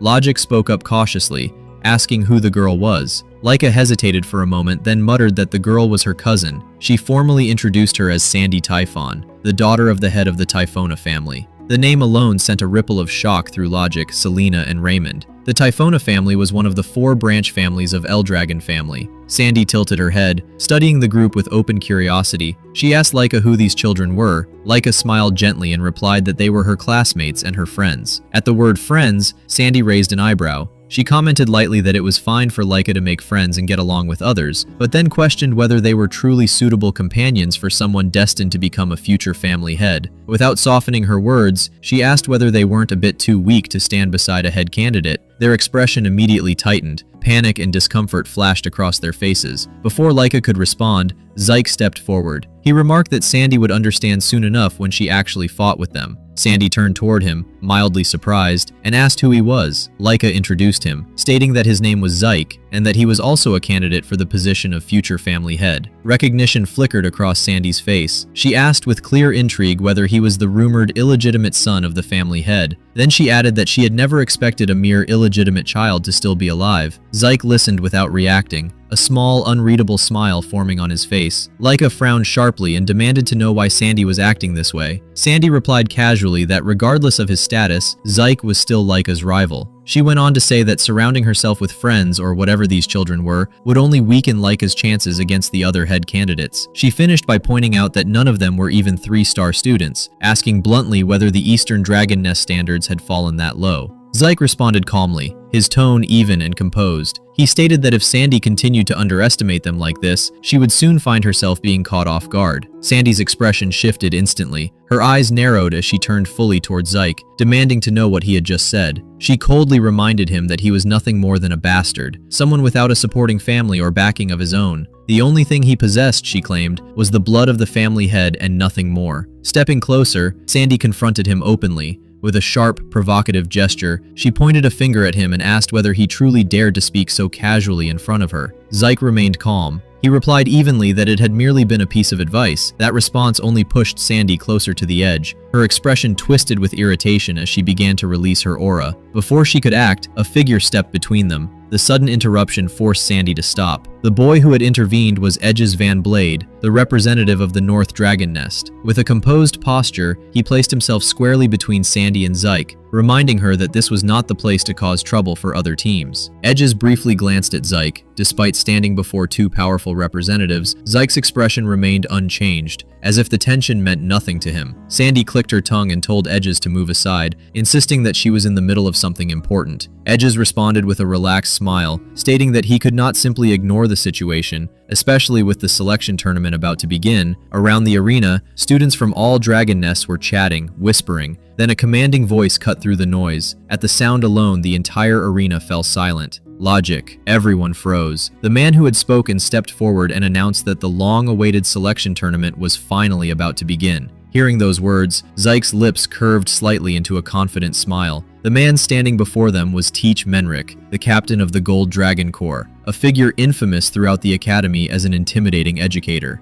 Menric then stepped forward and raised his voice, drawing everyone's attention. He announced that the selection battle was about to begin. He explained that the match would follow a tournament-style elimination format, combining all 4 halls. First, the 4 halls would be split into 2 groups, and the winners of those groups would then face each other in the finals. The battle format would consist strictly of one-on-one duels. Each hall would send out 1 fighter at a time, following a predetermined order decided before the matches began. From the 7 participants of each pavilion, the side that managed to defeat 4 opponents first would be declared the winner, while the remaining results would determine first and second place accordingly. He emphasized an important rule. Once the match began, changing the fighting order was strictly prohibited. The chosen order itself was to be considered part of each hall's overall strategy. Then Menric delivered the final point. Those selected through this tournament would be assigned a special mission. At the mention of a special mission, Zyke's smile subtly widened. Among all things, missions were the only thing that truly stirred his interest. Menric continued, stating that this special mission was extremely important to the Eldragon family. Anyone who took part in it would be making a significant contribution to the family. Hearing this, Laika's expression hardened with determination. At the same time, a confident smile appeared on Vanille's face. Both of them understood the implication clearly. Contributing to the Eldragon family through such a mission meant taking a major step closer to the seat of family head. With that, Menric ordered everyone to begin determining the brackets. He instructed each hall's representative to come forward one by one and draw a stone from the box to decide the matchups. When Menric called for the West Hall representative, Vanille Fafnir stepped forward without hesitation. He calmly reached into the box and drew a stone.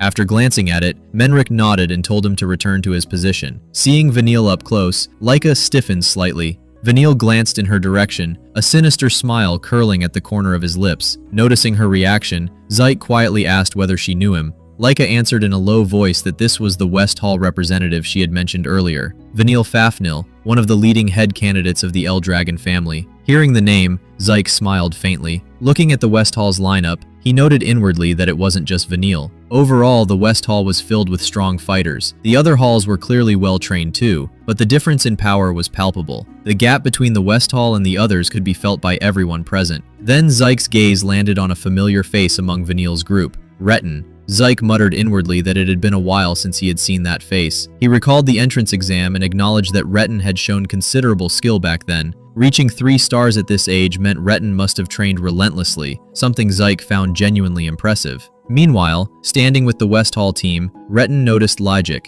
his teeth clenched. He couldn't understand why Logic was here. Some of Retin's subordinates sitting among the students openly scoffed. They loudly mocked Logic, unable to believe that a so-called dropout like him had made it this far. Hearing this, Logic tensed up. Raymond standing beside him asked quietly whether he was all right. Logic replied that he was fine, but he could clearly feel it. Retin's gaze fixed directly on him, radiated pressure. Menric then called out for the North Hall representative. At his signal, Edges Van Blade stepped forward. As he reached into the box, Menric shouted for the South Hall representative. A purple-haired girl walked out confidently. She selected her stone and stepped back into position. Finally, Menric called for the East Hall representative. Without hesitation, Laika turned to Zyke and told him to go. Zyke froze for a brief moment and asked why he was the one being sent. Laika answered plainly that it was obvious he was the strongest among them. Zyke attempted to object, stating that in tournaments like this, the younger ones usually took center stage. Laika stared at him in confusion and reminded him that they were all the same age, then firmly instructed him to stop overthinking and go. Sandy shouted toward Laika, demanding to know why an illegitimate child was being sent instead of her. Laika replied without hesitation that it was because Zyke was the strongest member of the East Hall. Sandy immediately rejected the claim, stating that it couldn't be true. She pointed out that Zyke wasn't even a 3-star and insisted that this selection tournament was supposed to be a battle between head candidates Vanille and Laika. Before Sandy could continue, Laika cut her off. She calmly stated that the East Hall was fine as it was. A faint smile appeared on her face, one that showed absolute confidence in her group's strength. Once all representatives had drawn their stones, Menric ordered them to channel their source power into the stones. As each representative complied, the stones began to glow. The result became immediately clear. Menric announced that this would determine the brackets. The first match would be East Hall versus North Hall. The second match would be West Hall versus South Hall. The members of the North Hall were ready for battle ahead. Among them stood Sandy, and beside her, a large, muscular man whose presence alone radiated pressure. Seeing him, Logic stiffened and quietly asked Laika whether that person was really a student. Laika confirmed that he was. However, her expression showed hesitation. She clearly hadn't expected to face her cousin Sandy in the very first match. Sandy, on the other hand,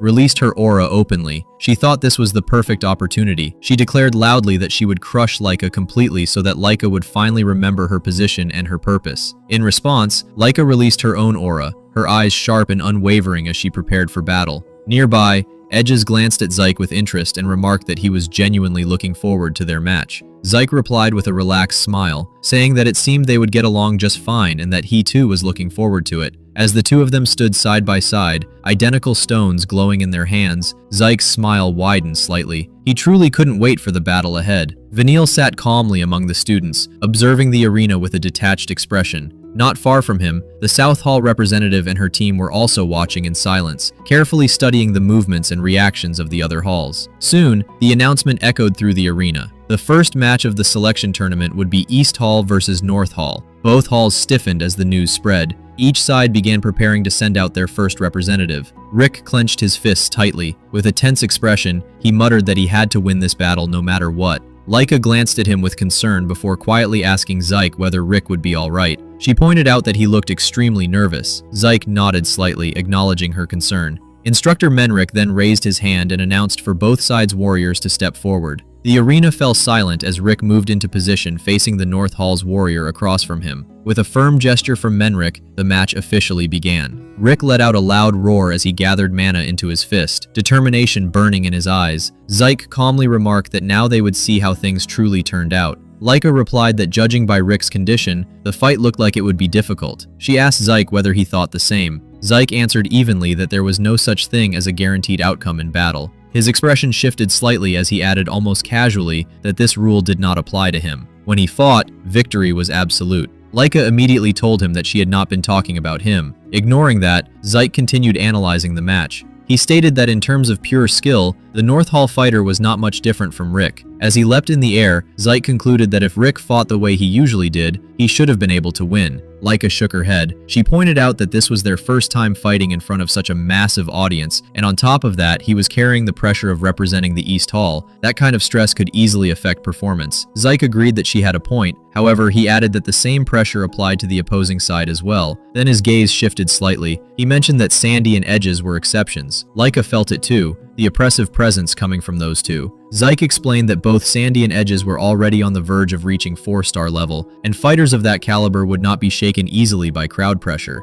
Inwardly, Zyke noted that Sandy, being Laika's cousin, wielded techniques from the same lineage. When the time came, facing her would likely become an important learning experience for Laika. The sound of impact echoed across the arena. Rick was sent crashing to the ground. The first match ended with North Hall's victory. Ren panicked as she watched the outcome and muttered that she had to win the second match. Laika told her not to be too nervous, assuring her that she would be fine. However, despite the encouragement, the second match ended the same way. North Hall claimed victory once again. Rick and Ren stepped forward, apologizing to Zyke for their defeat. Zyke only smiled calmly. He explained that they had simply been swept away by the intense atmosphere of the arena. They both agreed. Zyke reassured them not to dwell on it. He stated that if this had been a real battlefield where life and death were decided in a single moment, the outcome would have been completely different. This place, he reminded them, was a learning ground. It was not a battlefield meant for killing. It was a place where warriors competed using their own skills, a place where failure could be experienced safely. Zyke firmly believed that bitter experiences like today's loss would one day become fuel on a real battlefield. He urged them to keep moving forward and continue training. Hearing his words, both Rick and Ren responded with strong determination. Zyke then pointed out that despite everything, the team had suffered 2 consecutive losses that made the next match extremely important. His gaze shifted toward Lyjik. Turning to him with a cheerful expression, Zyke addressed Lyjik directly. Lyjik immediately panicked. He begged Zyke not to put any more pressure on him,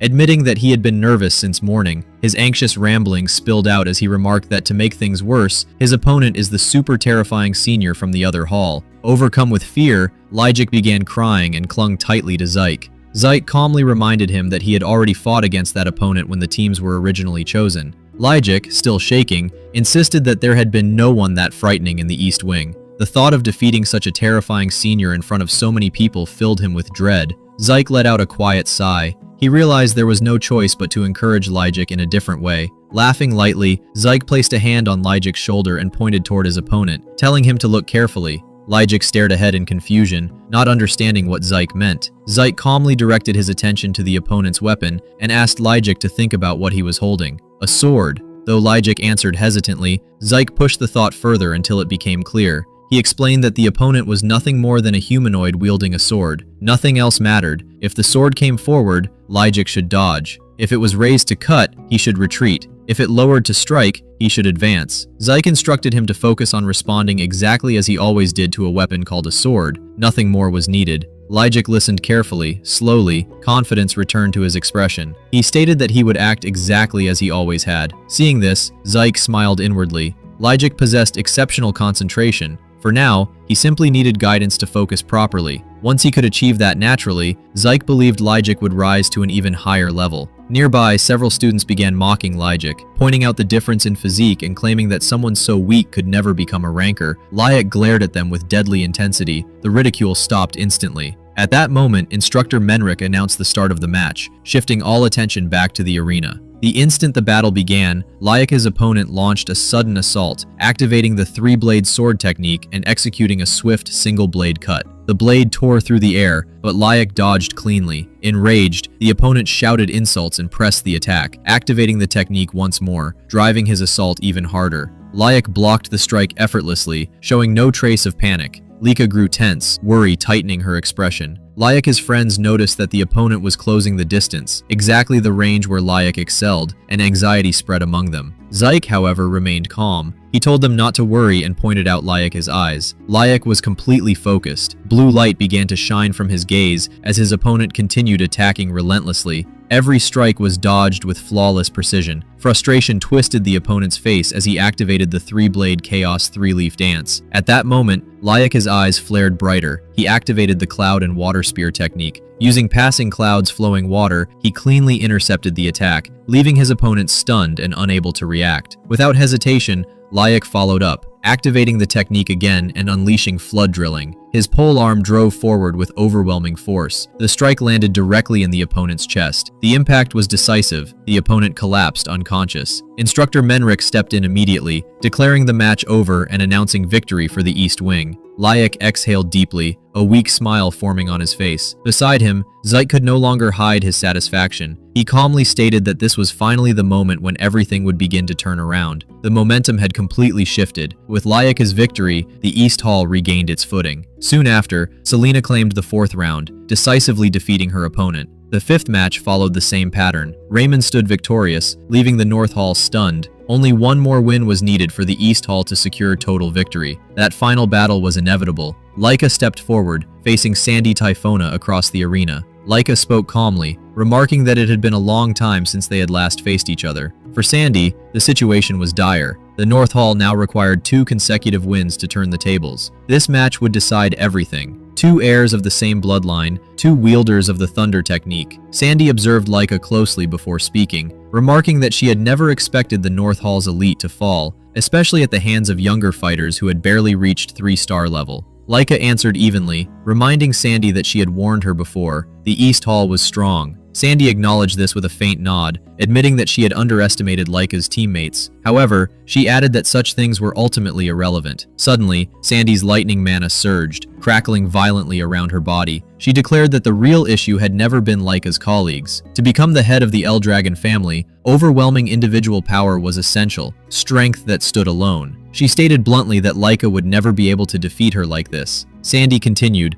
pointing out that despite everything, Lika was still only the second representative of the East Hall. She questioned whether Lika truly understood how dangerous that position was, and whether she truly grasped what was at stake. Lika glanced briefly towards Zyke, then returned her gaze to Sandy. She answered without hesitation. She understood perfectly. Lika declared that she had never given up on becoming the head of the family, and even if her opponent was Sandy, her own cousin, she believed she could win. Raising her sword, Lika pointed it directly at Sandy and stated firmly that this time would be different. Sandy narrowed her eyes, murmuring that if that was truly the case, then Lika should prove it. In the next instant, Sandy vanished. The students around the arena gasped in shock. Lightning flashed. Sandy reappeared behind Lika, her thunderous mana exploding outward as she swung her blade, declaring that if Lika truly believed herself capable, then she should demonstrate it with her strength. Lika reacted instantly. She blocked the strike head-on with her sword. The impact was overwhelming. happening. Lightning roared across the arena and Laika's feet dug into the ground from the force. Even so, she held her stance. But Sandy didn't stop. She followed with a second slash, faster and heavier than the first. This time, Sandy's eyes widened. It was like Laika was no longer behind her. From the sidelines, Edge's Van Blade watched the clash with calm intensity.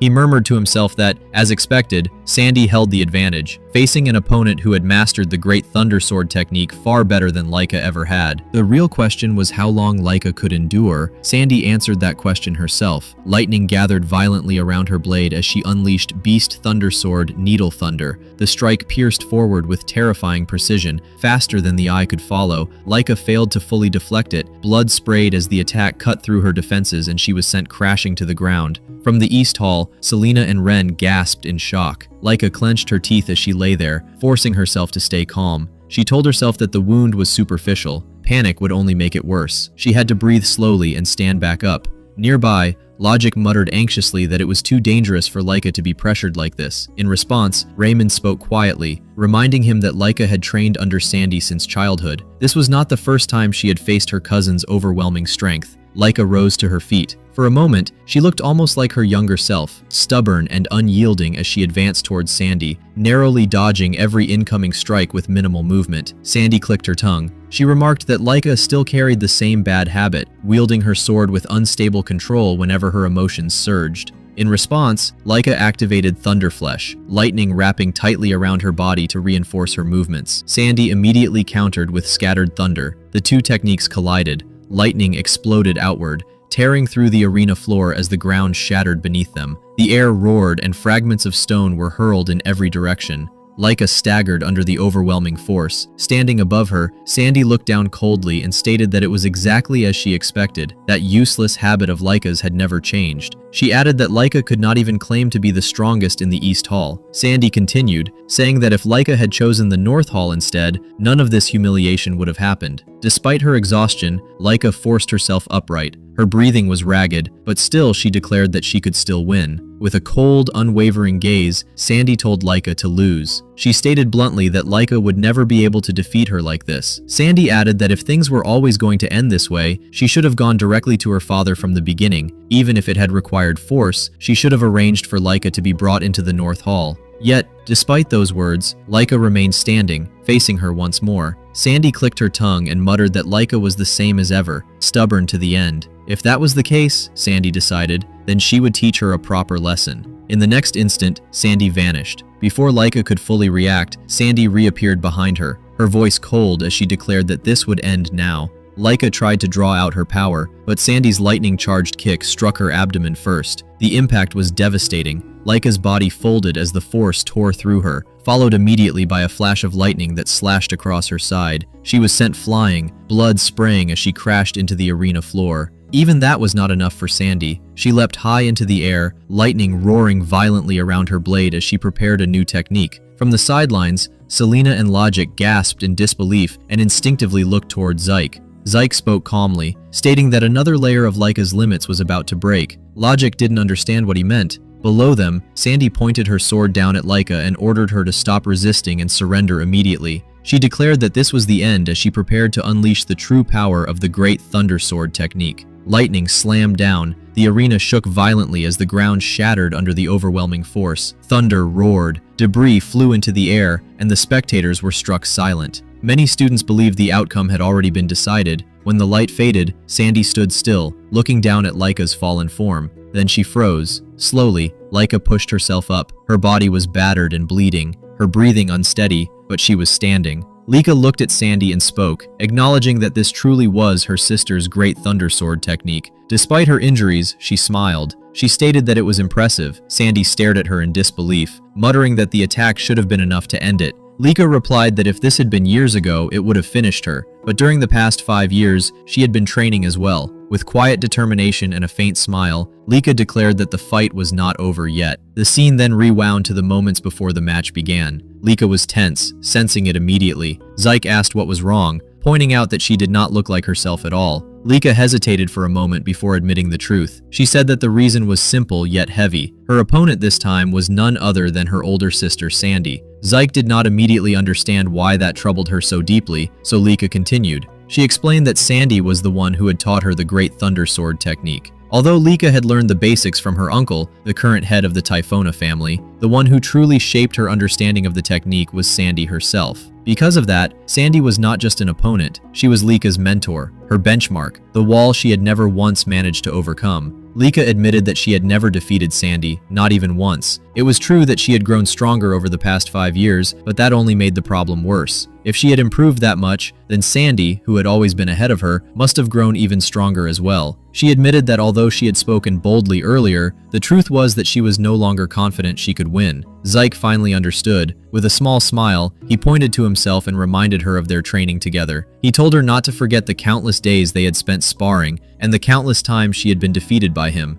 As Lika recalled those memories, being knocked down again and again without mercy, tears suddenly welled up in her eyes. Zyke laughed softly and asked whether it bothered her that much. Zyke explained that she had always had one major flaw. Whenever her emotions surged, her perspective narrowed. She stopped seeing the whole battlefield. That was why for the past 5 years her training had focused on maintaining a calm and clear mind, even in the heat of combat. Lika cried harder because from her perspective, Zyke had attacked her without hesitation every single time, smiling as if it were nothing. Zyke replied calmly that this too had been part of the allure. Lika snapped back angrily, demanding to know what was possibly alluring about being beaten senseless every day. He pointed out that the results were already there. Now Lika should be able to look at her opponent far more calmly than before. Lika admitted that this might be true, but she still did not know how much it would help against Sandy specifically. Zyke told her not to overthink it. He said that she should simply fight. Once the battle began, her instincts and talent would guide her. Upon seeing her opponent's movements directly, she would naturally understand how much the training had changed her. With quiet confidence, Zyke added that she had also received his guidance, the guidance of the strongest. Because of that, he told her she no longer needed to worry about past victories or defeats. Lika hesitated, then admitted that even hearing this did not magically erase her fear. Still, she thanked him, saying that she felt at least a little calmer now. Zyke nodded, clearly pleased. Then he asked one more thing, whether Sandy had truly been the one who taught her the Great Thunder Sword technique. When Lika confirmed it, Zyke smiled. He said that this made the situation perfect. He pointed towards Sandy and told Lika that this was her opportunity. Just like during training, she should carefully observe, absorb, and analyze her opponent's Great Thunder Sword technique. By doing so, Zyke said Lika would not only fight her sister, she would grow beyond her. Back in the present, Lika finally spoke with certainty. She stated that she had now been given the chance to observe her sister Sandy's Great Thunder Sword technique in detail. She explained that she had received it head-on, studied every movement carefully, and through that, she had finally begun to see something just a little. Sandy did not understand what Lika meant. Before she could ask further, Lika suddenly lunged forward. Sandy's eyes widened as she sensed something strange. Lika's blade felt different. For a brief instant, Sandy could not tell whether Lika's strike had slowed down or stopped. In that moment of hesitation, Lika closed the distance. Sandy shouted in protest, but Lika moved without pause, unleashing the needle of Thunder Sword technique. Lightning erupted at point-blank range, overwhelming Sandy and forcing her backward under the crushing pressure. Lika did not stop.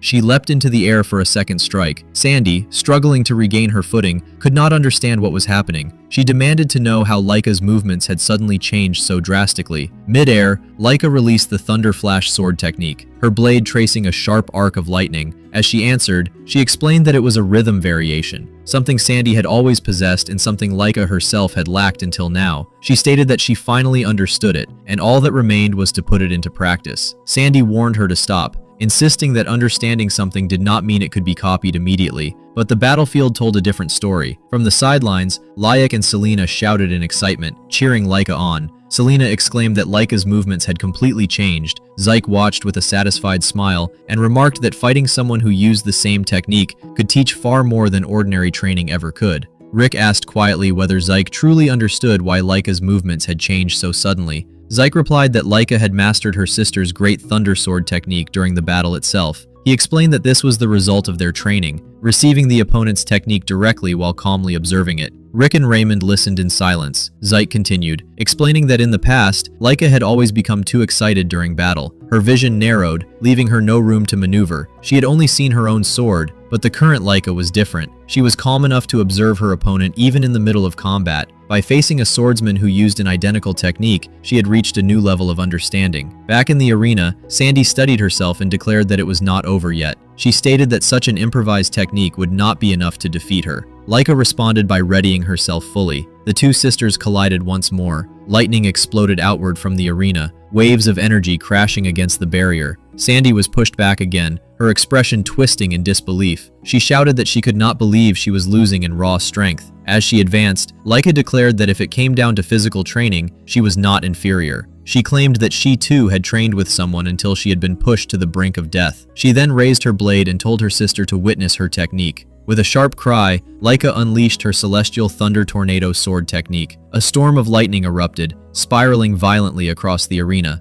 The ground shattered under the force as Sandy was completely engulfed. When the lightning finally faded, Laika stood in place, gasping for breath. Sandy staggered, unable to keep her balance. With a faint smile, Sandy acknowledged that her sister had grown much stronger. Then she collapsed onto the arena floor. Silence followed. The announcement rang out clearly across the arena. The winner was East Hall. From the sidelines, Vanille, the representative of the West Hall, stared at the arena in disbelief. Beside him, Alan noticed his expression and asked calmly whether something was wrong. Vanille did not answer. As Laika walked back toward her team, Zyke spoke up first. He remarked that it had been a wonderful fight. Despite his praise, there was a trace of dissatisfaction in his voice, clearly unhappy that he had not yet been able to fight himself. Selena hurried over to support her. Laika smiled faintly and said that she was glad the match had been decided during her turn. As Selena helped her, Laika added that if she had lost, though she had never intended to, then Zyke's opponent would have been Edge's Van Blade. Zyke asked whether she knew Edges personally. Laika replied that she did not know him directly, but his reputation was well known. She explained that he was said to be the greatest genius the Van Blade family had produced since its founding. Hearing this, Zyke thought inwardly that from what he had observed, Edges truly did stand out above the rest, even among this tournament's participants. Laika glanced subtly toward Edges and admitted that even if Zyke were to face him, she could not confidently predict the outcome.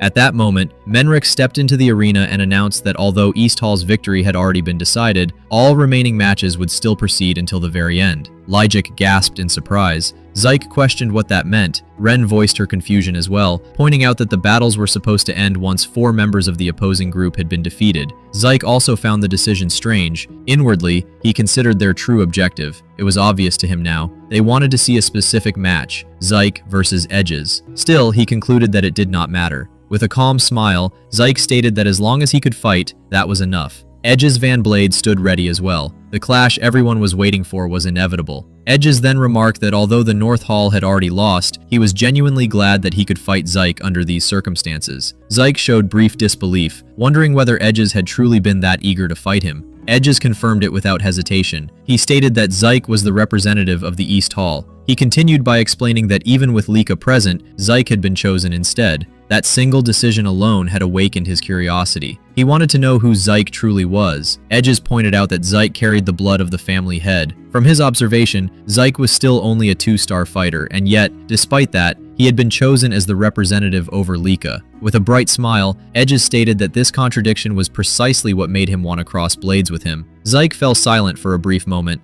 Then he replied that just as he had expected they would get along well, he admitted that he had been looking forward to this fight as well. Edges asked amused whether Zyke was feeling excited. Zyke responded that there were many strong fighters present, but Edges stood out. He mentioned that Edges was famous, praised as a once-in-a-century genius of the Van Blade family. Zyke stated that it was only natural to want to fight someone like that. Edges slowly raised his katana, his expression sharpening. He remarked that he liked Zyke's attitude, and that his anticipation grew stronger with every word. As Zyke looked at the blade, he thought that it had been a long time since he had seen a katana like this. Menric's voice echoed through the arena, announcing the start of the 7th match. Edges vanished from his spot and lunged forward. For an instant, Zyke was surprised. Edges had crossed the distance in a single step. With a bright smile, Zyke noted outwardly that covering such distance with one movement was an exceptional mobility technique. Edges drew his katana in a single smooth motion, activating the 1,000-leaf katana bright sheath technique. Golden lightning erupted, flooding the arena. As the katana flashed toward Zyke as the blade descended, Zyke sensed something strange. The presence carried by the strike vanished completely. The katana was already less than an inch away. Zyke calmly concluded that he could still evade it. Edges' katana sliced through Zyke's body, cutting him cleanly in half, or so it seemed.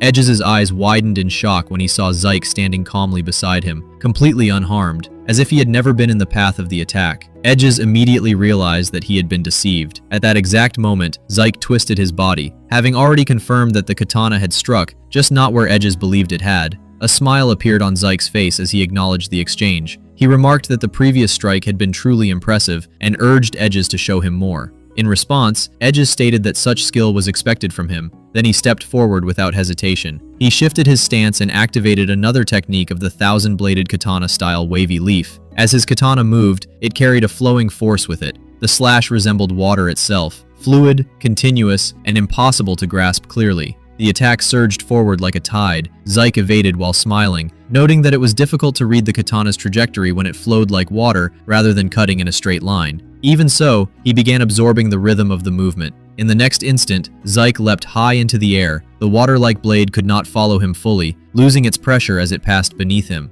With a bright face, Zyke commented that it was not bad, though he had no intention of letting himself be cut. Edges did not pause. Lightning gathered around his katana as he unleashed another technique, Brilliant Billion Lightning. Zyke dodged again. Narrowing his eyes, he stated that the katana's trajectory was unbelievably difficult to read. The strikes did not merely rely on speed, they distorted timing itself. As the exchange continued, Zyke realized that Edges was constantly shifting and flowing between movements. Despite the changes, he maintained both speed and power flawlessly. The katana's true strength lay in its efficiency. No wasted motion, no excess force. Each strike was precise, tuned perfectly to Zyke's breathing and rhythm. A sharp sense rang out as the edge of the katana grazed Zyke's clothes, slicing fabric cleanly without touching his skin. Zyke acknowledged silently that such control could only be achieved through relentless training. He muttered under his breath that the display was incredible. Edges, breathing steadily, admitted that he had never imagined he would fail to catch Zyke even after pushing this far. He openly stated that Zyke was truly remarkable and asked what kind of training could produce someone like him. Zyke answered brightly that if Edges was that curious, they should train together someday after this fight was over.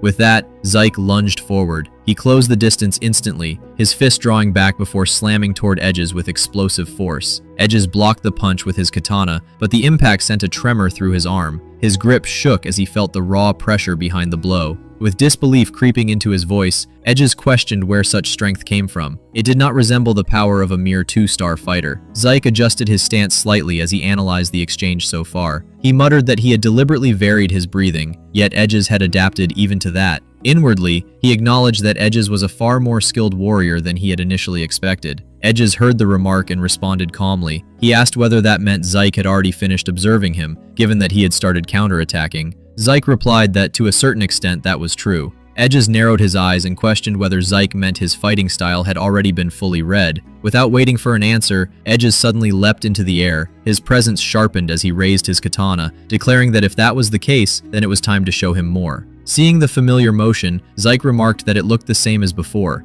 He shifted his body smoothly and dodged the descending strike with ease. However, Edges did not stop. In the same instant, his blood surged as he activated his residual image technique, leaving behind an after image that masked the true trajectory of the blade. Before Zyke could fully register the change, a sharp impact struck his chest. Zyke's eyes widened in disbelief as the katana's edge cut across him. He was forced backward, his feet skidding against the arena floor as he struggled to maintain his footing. Edges' expression changed slightly as he spoke again, asking whether showing that much was enough to meet Zyke's expectations, or if he should reveal even more. Zyke lowered his gaze to the wound on his chest. He remarked that Edges had actually managed to hurt him. A bright smile spread across his face, as calm and familiar as ever. With clear excitement in his voice, Zyke added that now it was finally starting to get fun, and everyone watching could feel it. This was no longer just a test. This was the moment the real fight began. On the sidelines, Sandy slowly opened her eyes. For a moment, she did not understand where she was. Her teammates rushed toward her in panic, asking if she was all right. Sandy nodded.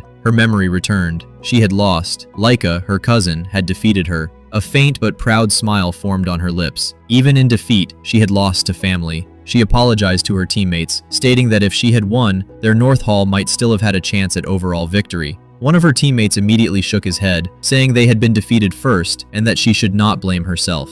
The others bowed slightly, apologizing for placing pressure on her. Sandy denied it calmly. She stated that their opponents were simply strong, that was all. Then, with a confident expression, she declared that next time they would walk forward together so that none of them would fall alone again. Her team nodded firmly in agreement. After a moment, Sandy asked whether the West Hall versus South Hall match had begun. Her teammate pointed toward the arena and explained that for some reason the battle had continued even after the result was decided. An incredible fight was happening right now. Sandy turned her gaze toward the arena and gasped. The duel was still ongoing. Edges stood in the center, aura blazing. He was preparing to unleash his 5 aura leaves technique. Her eyes widened. She did not understand why Edges was using his full power. Then she saw his opponent, Zyke, calm, smiling. She remembered Laika's earlier words. Zyke was the strongest in East Hall. Now she understood. He had pushed Edges this far. Edges unleashed the style of the 1,000-bladed katana 5 shaded leaves. The arena filled with overlapping after-images of his katana. The attack surged towards Zyke in a storm of flashing blades, but Zyke dodged every single one effortlessly, moving as if he were simply facing a worthy sparring partner.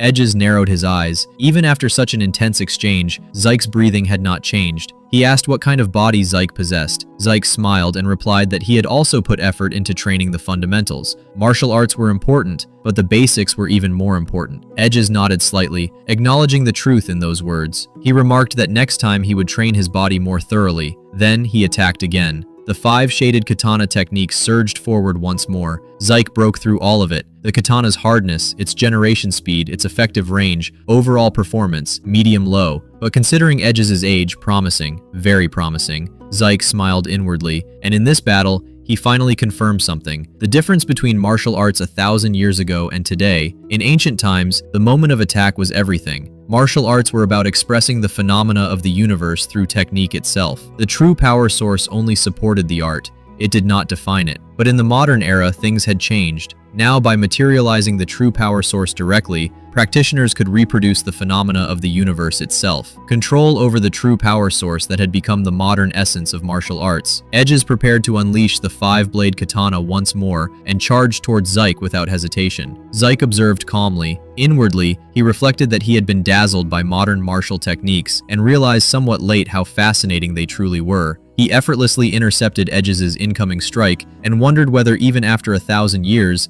something could still feel this interesting. Edges quickly understood that every one of his attacks had been perfectly countered. He acknowledged inwardly that Zyke was beyond ordinary human standards. On the sidelines, Logic remarked that the two had been fighting for nearly 2 hours, and yet no clear victor had emerged. Laika observed that neither of them could be considered normal fighters, and quietly concluded that the decisive moment was approaching. Back in the arena, Edges admitted that his movements had been completely read. Zyke affirmed this internally and felt that the battle had been enjoyable. Edges likewise found satisfaction in the clash. Zyke then decided to show his respect by revealing what he had learned during the fight. He prepared to demonstrate a technique referred to as New Moon. Edges steadied himself, accepting that victory might not be possible, yet resolved to fight until the end. He activated the style of the 1,000-bladed katana secret technique, Extreme 5-blade katana. The arena trembled under the surge of energy. Zyke leapt into the air and gathered golden power around his fist. He activated the Destructor Dragon combat technique, second form.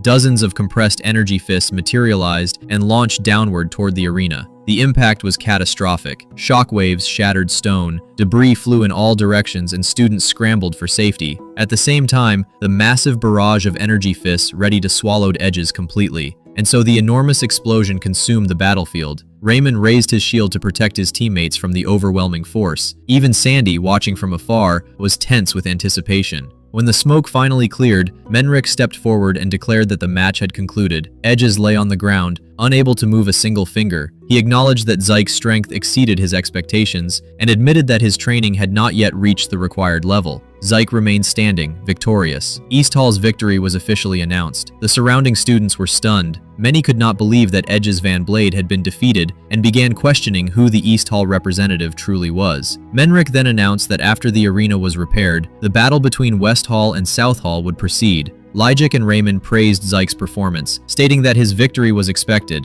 Laika commented that Zyke had once again destroyed the arena and remarked that he was strange in many ways. Zeke appeared unconcerned with the destruction. His focus had already shifted forward. Lika reminded the team that Vanille, another candidate for head of the household, would soon appear. Zeke observed that West Hall seemed to possess the strongest overall balance. However, he also sensed that South Hall had an individual whose presence stood out. A bright smile formed on Zeke's face as he wondered what would unfold next. After some time, Zeke's teammates sat in stunned silence, staring at the arena. Contrary to Zeke's expectations, the match between West Hall and South Hall had turned completely one-sided. Vanille stood calmly in the center of the arena as the South Hall representative lay unconscious on the ground. There had been no dramatic exchange, no prolonged struggle, only overwhelming dominance. Vanille glanced toward the fallen South Hall fighter, his expression filled with extreme hatred and frustration. Earlier, after the destructive battle between Zeke and Edges, Zeke had looked around at the shattered arena. He had remarked that he might have gone a little too far, and that it likely would not be repaired anytime soon. Logic, however, had smiled brightly and told him not to worry. Pointing toward the damaged side of the arena, to Zeke's surprise, the broken section of the stadium began restoring itself. He had been genuinely baffled. Logic explained that a rare mineral called etherite had been embedded throughout the structure of the arena. When true power was channeled into it, the material could revert to its original form. Zeke reflected inwardly that yet another incredible material had appeared in this era.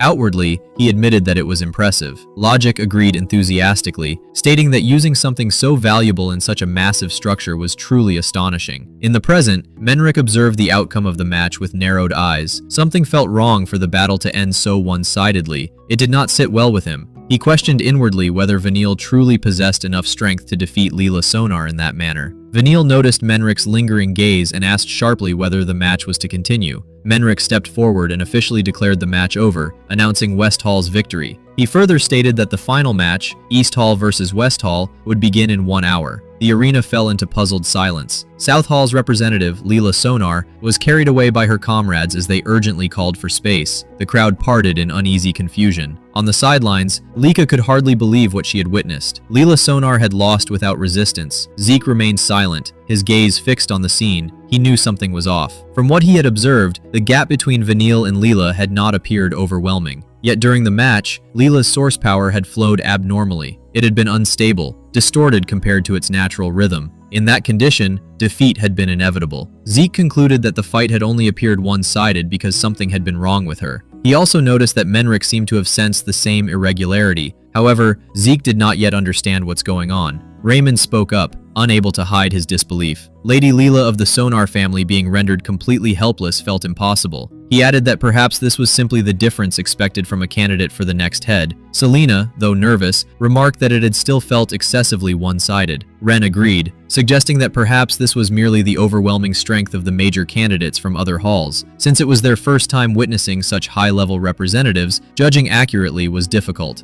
Rick, wearing a bright but tense expression, pointed out that the next head candidates included Zeke and Lady Lika as well. If so, Lord Vanille must possess extraordinary power. Ren and Selena both nodded. However, Logic appeared troubled. Rick asked whether something was wrong. Logic hesitated before admitting that while Vanille had indeed been impressive, the entire West Hall group seemed on another level. Every member appeared strong. He apologized for sounding weak-hearted right before the final match. His teammates fell silent, acknowledging the uncomfortable truth. Ren admitted that she had lost in her previous match as well. As frustrating as it was, she was not yet at West Hall's level. Rick confessed the same. He had been defeated too. Even though others had advanced further than he had, he clenched his fists and declared that he had no intention of losing. Just as they had defeated stronger opponents before, he believed they could win again. Zyke listened quietly. A faint smile appeared on his face. That was the spirit. He thought that Rick and Ren might truly grow from this experience. Then his gaze shifted toward Laika. She stood apart, deep in thought. Zyke recognized the real issue. Laika did not seem to have noticed Leela's abnormal source power. If she believed the result had been purely Vanille's overwhelming strength, then her shaken reaction made sense. However, since Zyke himself did not yet know the full truth, he could not offer careless advice. He quietly wondered what he should do. Lajik soon noticed Lika's unusual expression and asked if she was all right. Lika immediately replied that she was fine, and as she walked away said she just needed to clear her head. Later in a garden outside the arena, Lika sat alone by a fountain. She couldn't believe that Vanille had grown strong enough to overwhelm Layla the way he did. Even Edgis had been unable to completely overpower Layla without suffering a scratch. Yet Vanille had done it effortlessly. The last time Lika fought Vanille was when they were 5 years old, and she had lost. Since then, she had trained relentlessly, determined to one day defeat him. She had believed she had finally caught up, yet what she witnessed today shattered that confidence. If the match order remained unchanged, Vanille's opponent would likely be Zeke. Strangely, she felt relieved at that thought since it meant she wouldn't have to face Vanille herself, but she hated herself for feeling that relief. It was as if she had already admitted defeat despite her long-standing desire to overcome him. Suddenly, Vanille appeared and asked what she was doing there. With a mocking tone, he commented that she looked awfully serious while sitting alone. Lika's eyes narrowed as she demanded to know what he wanted, stating that they had nothing to discuss and that she had no intention of talking to him. Vanille smirked and told her not to be so prickly. If he became the head of the Eldragon family, she might end up as his wife. At those words, Lika stood abruptly and told him to be silent, declaring that she would be the one to become family head. She began walking away, but Vanille stopped her with his words. He said he knew she was thinking that she couldn't defeat him. He couldn't blame her since she had failed to beat him back then either. Surely she had seen what he did to Layla. As he casually draped an arm over her shoulder, he said he was certain she was thinking she couldn't defeat him after witnessing that fight, asking if he was wrong. Lika only told him once more to be quiet. Vanille then bluntly stated that she should just admit it. Back then, now and forever, she would never surpass him. He told her to give up and submit to him, promising that if she did, he would treat her well, tightening his grip on her shoulder as he spoke. Lika immediately shoved his hand away and shouted at him to stop talking. Vanille merely remarked that her reaction wasn't cute at all.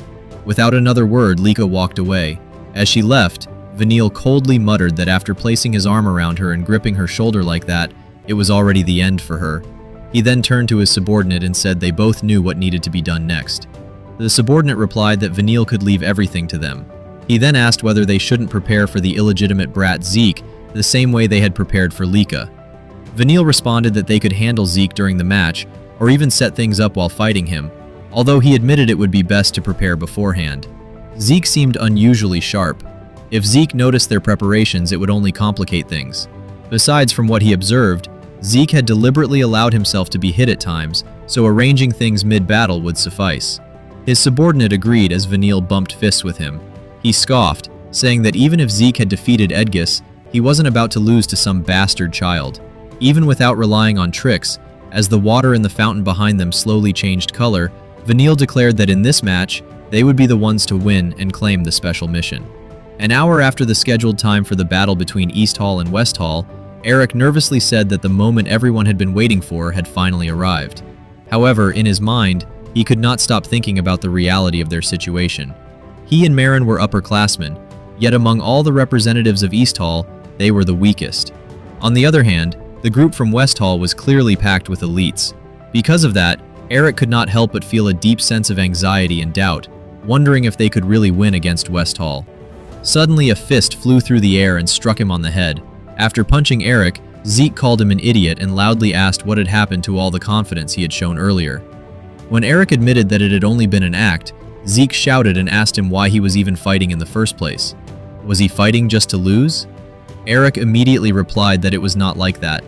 Zeke then told him that if he was going to fight, then regardless of the difference in strength, he had to fight to win, and that was what truly mattered. Because of those words, even though a large bump had formed on Eric's head from the punch, he suddenly felt his spirit rise again and said that Zeke was right. He was going to fight to win. Zeke laughed and told him that was more like it. Eric needed to have confidence in himself. After all, Eric had trained hard before, so he should believe in his own abilities. Eric quickly agreed with everything Zeke had said and thanked him.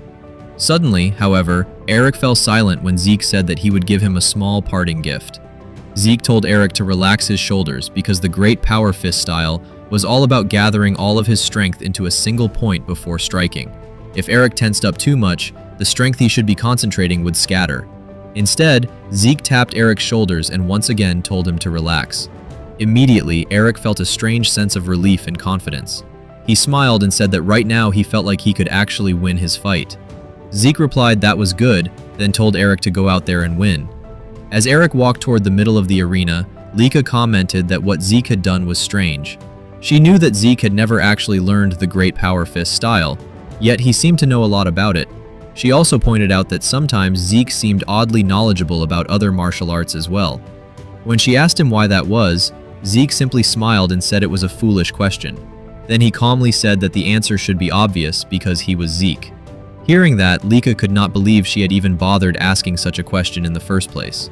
Meanwhile, when Eric finally saw the opponent he would be facing, the first thought that came to his mind was that the man was a monster. He had already seen how this man fought in the earlier match. Even so, this time Eric felt confidence that he would not lose. Just then, Eric's opponent mocked him, saying that Eric was acting pretty cocky for someone who had lost to a North Hall punk before. Eric firmly told him to shut up, saying that he was not the same person he had been back then. Still, his opponent questioned whether Eric was really so sure about that. At that moment, Mentric announced that the first match between East Hall and West Hall would now begin. Eric's opponent immediately launched forward. Eric was momentarily shocked by the man's incredible speed, and before he could fully react, the opponent used his insect brawl dagger technique called Mantis Slash to attack while saying that someone like Eric could never change in just a few hours. Eric was forced to fall back while blocking the attack. His opponent could not believe that Eric had managed to defend himself using his aura. Nevertheless, he did not stop. He challenged Eric to try defending his next attack, and immediately unleashed a barrage using his technique called Swarming Locust, raining down attacks on Eric.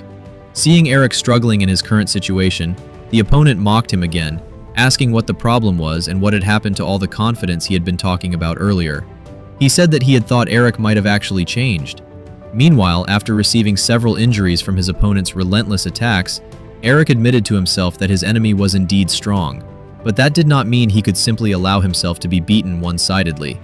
Eric immediately launched a punch in retaliation, but his opponent easily dodged it and told him that he was far too slow.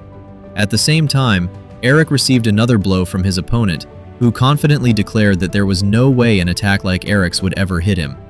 Eric realized that at this rate, he would never be able to catch his enemy. He asked himself what he should do now. At that moment, he remembered Zeke's words. He needed to relax his shoulders because the Great Power Fist style gathered all of his strength into a single point. Eric suddenly fell silent for a moment before making a decision to gamble everything on a single attack. He returned to his stance and began gathering his aura. Seeing this, his opponent sneered and said that a weakling like Eric was surprisingly stubborn. The opponent then used a technique called Stinging Bee Flash in an attempt to break through Eric's defense. However, after taking the attack head-on, Eric suddenly smiled and said that he had finally caught him. His opponent was shocked when Eric grabbed and restrained his weapon. Eric then declared that it was time for him to take Eric's attack. Gathering all the aura he had concentrated into his fist, Eric unleashed the Great Power Fist technique called Great Power Fist. The powerful blow sent his opponent flying straight into the wall of the arena. The spectators fell into stunned silence. Meanwhile, Zyke simply smiled as Mentric announced that the winner of the match was Eric from East Hall. Eric's opponent had lost consciousness, his eyes rolled back and completely white. Eric's face immediately turned red with joy, and he could not stop himself from shouting in excitement over his victory. Sometime later, when Eric's opponent regained consciousness, he could not believe that he had been defeated by Eric. While holding his injured arm, he suddenly heard someone call his name. It was Vanille. The man quickly went before Vanille and knelt down, apologizing for losing his match. However, before he could even finish speaking, Vanille suddenly attacked him. The brutal act caused intense fear among the members of West Hall, including Retin. Vanille then looked coldly at the rest of his companions and asked if they understood what they needed to do. He told them that they must crush every opponent they faced. None of them dared to object and simply obeyed his command out of fear. Meanwhile, Eric confidently told Marin that she could definitely win her match. Marin nodded in agreement, while her opponent simply stared at her with a serious and unwavering gaze. When Mentric finally gave the signal to begin the fight, Marin immediately released her aura and rushed toward her opponent with great speed. As she charged forward, she used her red flame sword style technique called Time's Spark Slash to launch her attack. However, her opponent easily defended against the strike using his spear with precise timing. He deflected Marin's sword, causing her to lose her balance for a brief moment. Seeing the opening, her opponent quickly took advantage of it. After moving swiftly to Marin's side, he immediately unleashed the great wild spear style technique known as Rampaging Pierce, striking Marin hard in the side. Because of the heavy damage Marin received from the attack, she couldn't help but drop to one knee and cough violently. Before she could even recover, her opponent launched another attack without hesitation. As the assault continued, Lajik could hardly believe what he was witnessing and could only mutter that the situation for Marin was looking bad. Meanwhile, as blood continued to spill from the wounds Marin was receiving during the fight, Lajik trembled with anger toward Marin's opponent, and even Celine said that she couldn't bear to watch any longer. Eric, now cursing under his breath in anger, was about to rush toward Marin's opponent, but Rield quickly stopped him, firmly reminding him that he was not allowed to interfere in the fight. Rield added that the match hadn't been officially called yet, and if Eric jumped in now, the East Hall would lose by disqualification. After some time passed, Mentric finally declared that the winner of the match between Marin and her opponent was the West Hall. While Marin lay there unconscious, her opponent arrogantly stepped on Marin's face as Mentric's declaration of victory echoed through the arena. Eric and the others immediately ran toward Marin. While Eric and Legique were filled with deep worry as they saw Marin lying there covered in blood, Zyke remained silent as he watched everything that had happened. However, the intense anger on his face revealed just how furious he was at the severe injuries Marin had suffered. As Legique and Celine continued to worry about Marin, Eric shouted Marin's name in desperation. Legique couldn't help but wonder if Marin would be alright, while Celine said that the injuries Marin had received from her opponent were far too excessive. Zeke, on the other hand, had a look of intense anger on his face, yet he remained silent as he calmly watched their enemies. As Marin's opponent began walking away from the scene, Eric suddenly shouted at him, raising his voice. Eric demanded to know if there had been any need for him to go that far. The opponent's expression darkened slightly, and when he turned back, he asked if they had a problem. When Eric asked what he meant by that, the man simply replied that what had happened was a battle, in other words, real combat, and he had merely gone all out to ensure a certain victory against Marin. Hearing that only made Eric angrier. He said that even if it had been a battle, what he did to Marin was still too much, especially since she had suffered severe injuries and lost consciousness. Celine also shouted in agreement, saying Eric was right and that Marin's opponent didn't need to go that far. The man merely smiled mockingly and said they were too soft. According to him, those from West Hall never showed mercy to their enemies in real combat. As he pointed at Eric and the others, he said that in West Hall they simply crushed their enemies, and that was all there was to it. Legique immediately stepped forward and walked toward Marin's opponent with a dark expression. She asked if what he had done was an order from Vanille. However, the man answered arrogantly saying, "So what?" He added that if they didn't like it, they could just forfeit. Then he asked Legique if she didn't understand what it meant that the referee hadn't stopped the match. He continued by saying that Marin had still shown the will to fight, and that he had only needed to break that will after that. He asked them if what he had done wasn't simply natural. Leica shouted again in anger, but Marin's opponent only complained that they were being too noisy before turning his back on them as he walked away. He mockingly told them they should worry about themselves first before worrying about their friend, because all of them would end up the same way. Marin did, not long after that. Retin suddenly stepped in and said, "That's just how it is." He added that they were welcome to forfeit right there if they wanted. Then he looked at Lychik and asked if he had heard what was just said. Lychik suddenly turned his head toward him, sweat slowly running down his cheek as he uttered Retin's name.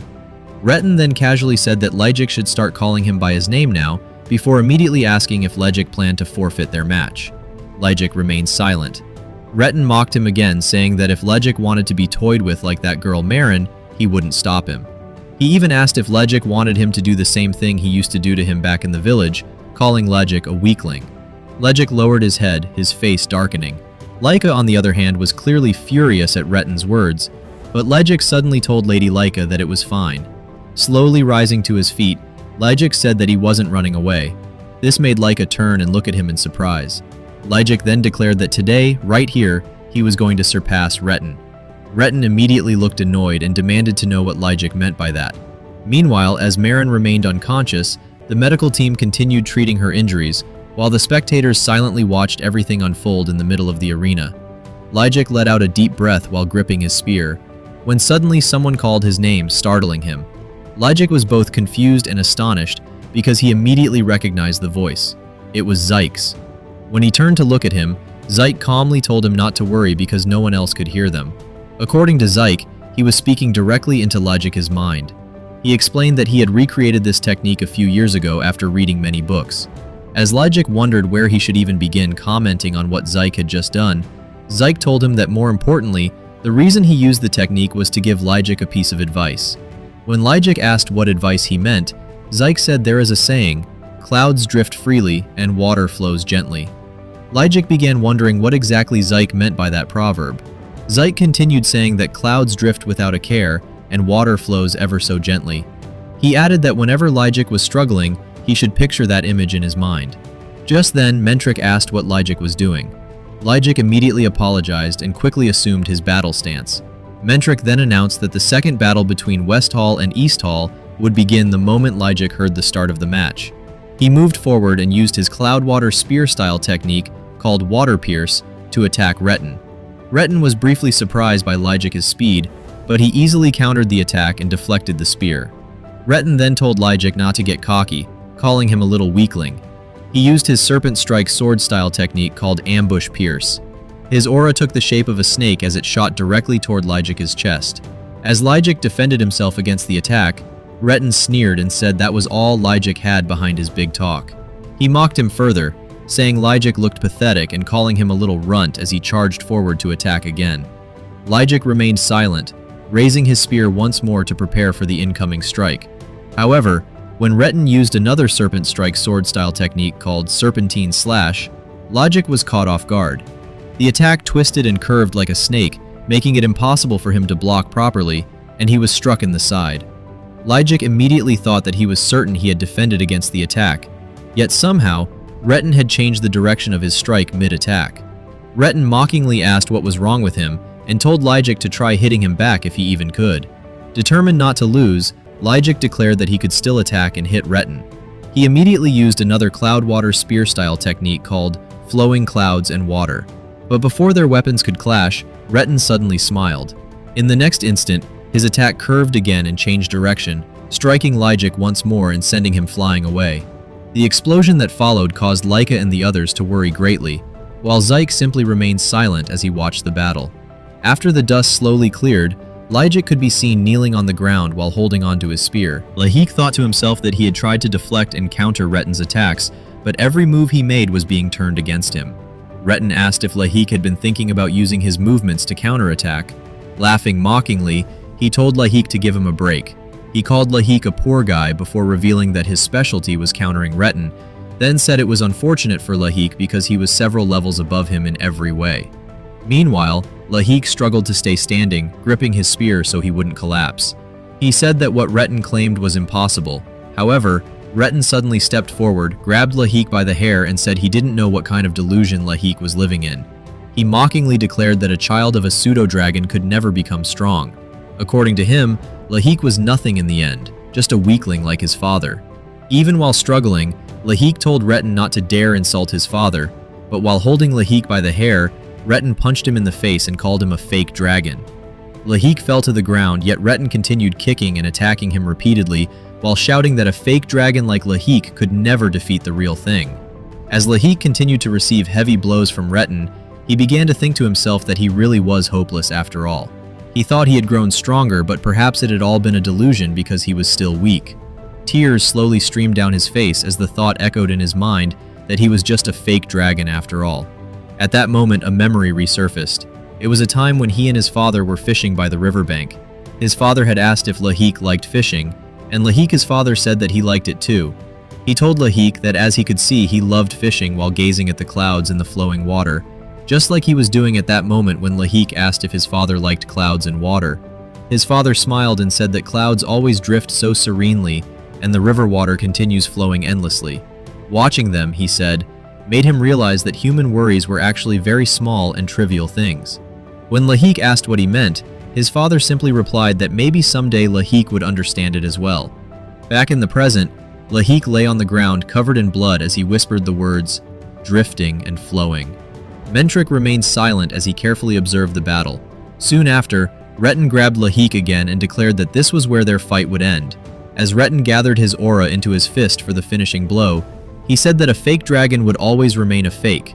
He added that Lahik should crawl through life on his hands and knees. But when Lahik opened his eyes, he remembered Zyke's words before the battle began.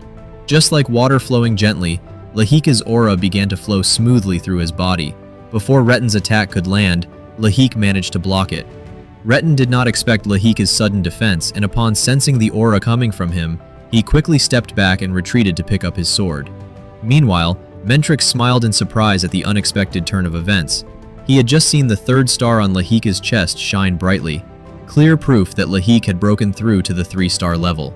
Right in the middle of his battle with Retin, Retin's face darkened instantly, his expression twisting with rage at what he had just witnessed.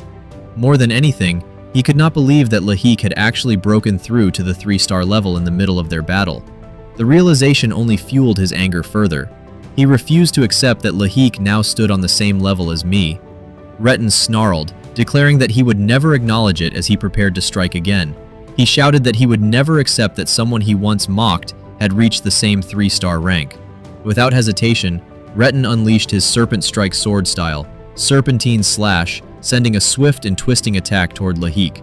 Despite having one eye nearly shut from his injuries, Lahik reacted with remarkable speed, effortlessly evading the strike, even as it shifted direction.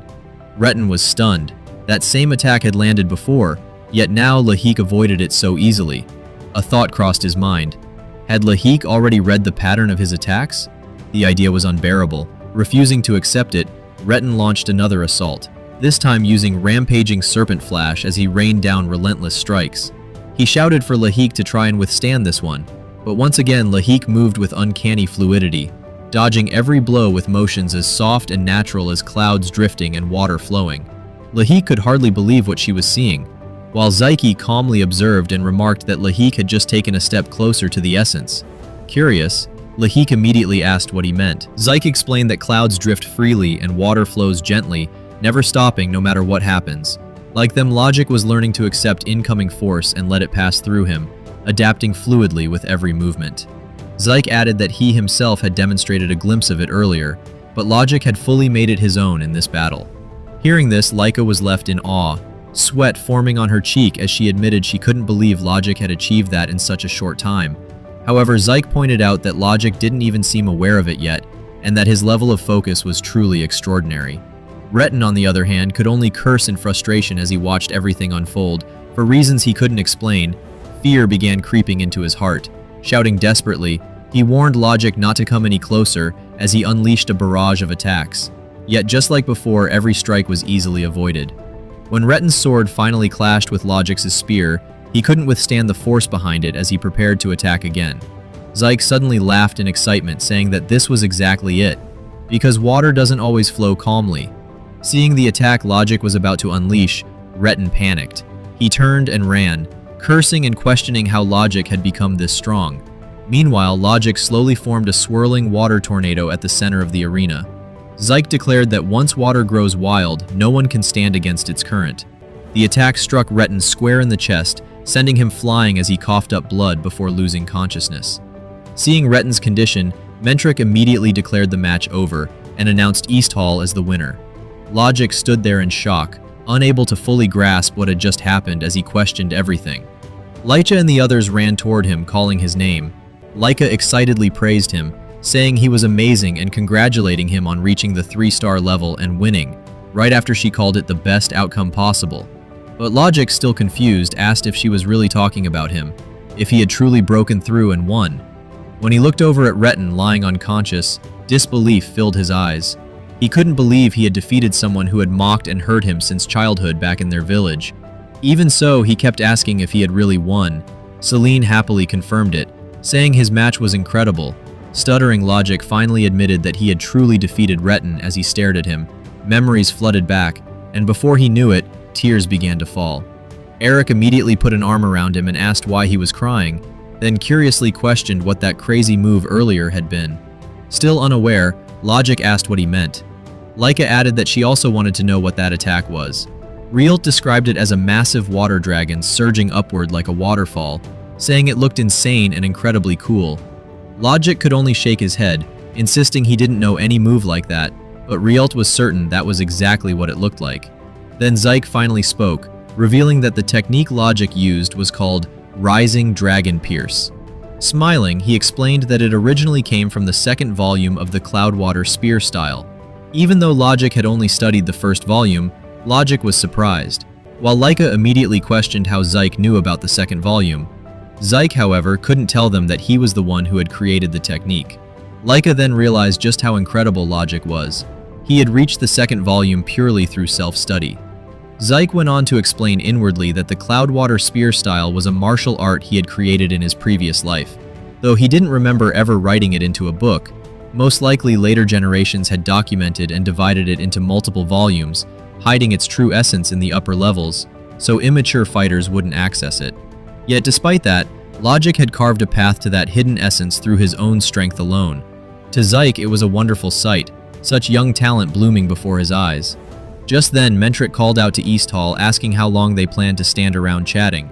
Celine quickly apologized, while Eric suddenly suggested they ride this momentum and finish off their opponents. Celine nodded, agreeing to do her best, starting from Logic's match. East Hall's morale soared to its peak. However, West Hall also rallied after their loss, and the battles grew even fiercer in the fourth match. Celine fought well but narrowly lost, leaving Vanille sighing in disappointment. But in the fifth match, Riald pushed himself to the limit and managed to secure a hard-fought victory, bringing the outcome to the final rounds. As Logic supported him, Riald admitted he barely pulled it off, earning praise from Logic, while Eric lifted his shield and sword with renewed determination. Celine apologized to everyone, saying that if she had won the match, it would already be over. Lika reassured her, saying she had fought well, and reminding her that the rule was to reach 4 wins. They were now at 3 wins and 2 losses. Victory was right in front of them. Lika confidently declared that all that remained was for her to win and end everything, telling them to leave it to her. At that moment, Zyke called out to her when Lika asked what he wanted. She suddenly blushed as he stepped close to her, asking if she felt alright or if anything seemed off. Letting out a small sigh, Lika said she was fine and fully prepared as always, gently pushing him away and pointing out that he was standing too close. She assured him not to worry, promising she wouldn't lose. Logic then cheered her on, asking her to do her best. Zyke, however, remained silent as Lika walked toward the center of the arena. He couldn't help but wonder to himself what this strange feeling was, something unfamiliar stirring within him. Because his teammate had lost to Riald, Alan was furious. Without hesitation, he kicked the defeated fighter and coldly called him a useless pawn. As the man slammed against the wall, Alan added that he was worthless.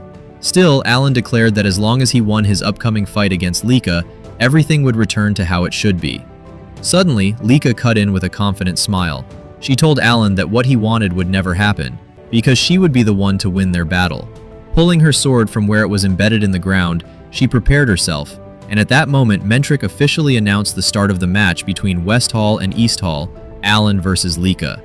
In an instant, Lika vanished from where she stood and launched her attack. As she charged toward Alan, he immediately noticed her incredible speed while defending against her strike. A bead of sweat ran down his cheek as he realized that this was the lightning aura user Lika, the one said to surpass even Sandy in power. After deflecting her attack, Alan quickly moved behind her as Lika landed. Alan leapt back, creating distance, but Lika did not stop. She continued her assault, once again using her lightning aura to strike. Alan began to think that in terms of raw strength, he might actually lose this fight. Fortunately for him, Lord Vanille had already taken action before the match even began. Whatever ability Vanille had used on Lika now took effect. Lika was visibly shocked, questioning what had just happened, while the audience quickly noticed that her lightning aura had completely vanished. Seeing this, Vanille gave Alan a signal to attack. Without hesitation, Alan charged forward, declaring that Lika couldn't beat him, absolutely not even without her aura. Lika used her physical strength to block Alan's attack with her sword. However, Alan suddenly kicked her in the stomach, forcing her back. Her allies grew increasingly worried as they watched. Eric clenched his teeth in frustration, while Zyke remained silent, holding her stomach. Lika kept asking herself why she couldn't use her lightning aura. Alan repeated that she would never defeat him, then unleashed a barrage of attacks across her body. Unable to use her aura, Lika had no choice but to endure each blow. It was explained that a warrior's body is deeply connected to the source power within them, and every movement is enhanced by that power. If a warrior loses their source power mid-battle, every attack from their opponent can become a fatal blow. Alan struck at Lika's head once more. Despite one of her eyes closing from the damage, Lika remained determined to win. She told herself that she only needed to defend against Alan's attacks until her source power and lightning aura returned. Sandy and Edgis grew more alarmed. Sandy said something was wrong. Lika was acting strange. Edgis agreed and wondered if her source power had stopped functioning, questioning how that could have happened. Meanwhile, after enduring Alan's relentless assault, Lika suddenly dropped to her knees in the middle of the arena. She coughed and struggled to breathe.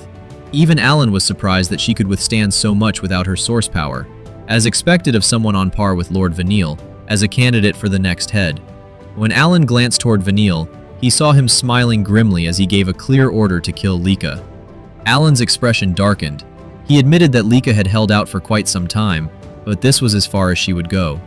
Logic no longer contained his worry and shouted, pleading for the match to be stopped. As he tried to rush toward Laika, however, Rield blocked him, stating that he could not interfere. Zyke, who had remained silent until now, suddenly darkened in expression. His eyes glowed with anger and his fists ignited with aura as he saw Alan preparing his next attack. Laika, sitting helplessly in the center of the arena, was filled with fear. She could barely move her body as Alan closed in. Just then, a golden bolt of lightning flashed across the arena. In an instant, Sandy appeared in front of Laika, sword in hand, shouting at Alan and demanding to know what he was about to do. Alan was momentarily stunned and halted his attack. Zyke let out a quiet sigh of relief, realizing he no longer needed to intervene. He knew that if he stepped in, East Hall would be disqualified, handing victory to West Hall.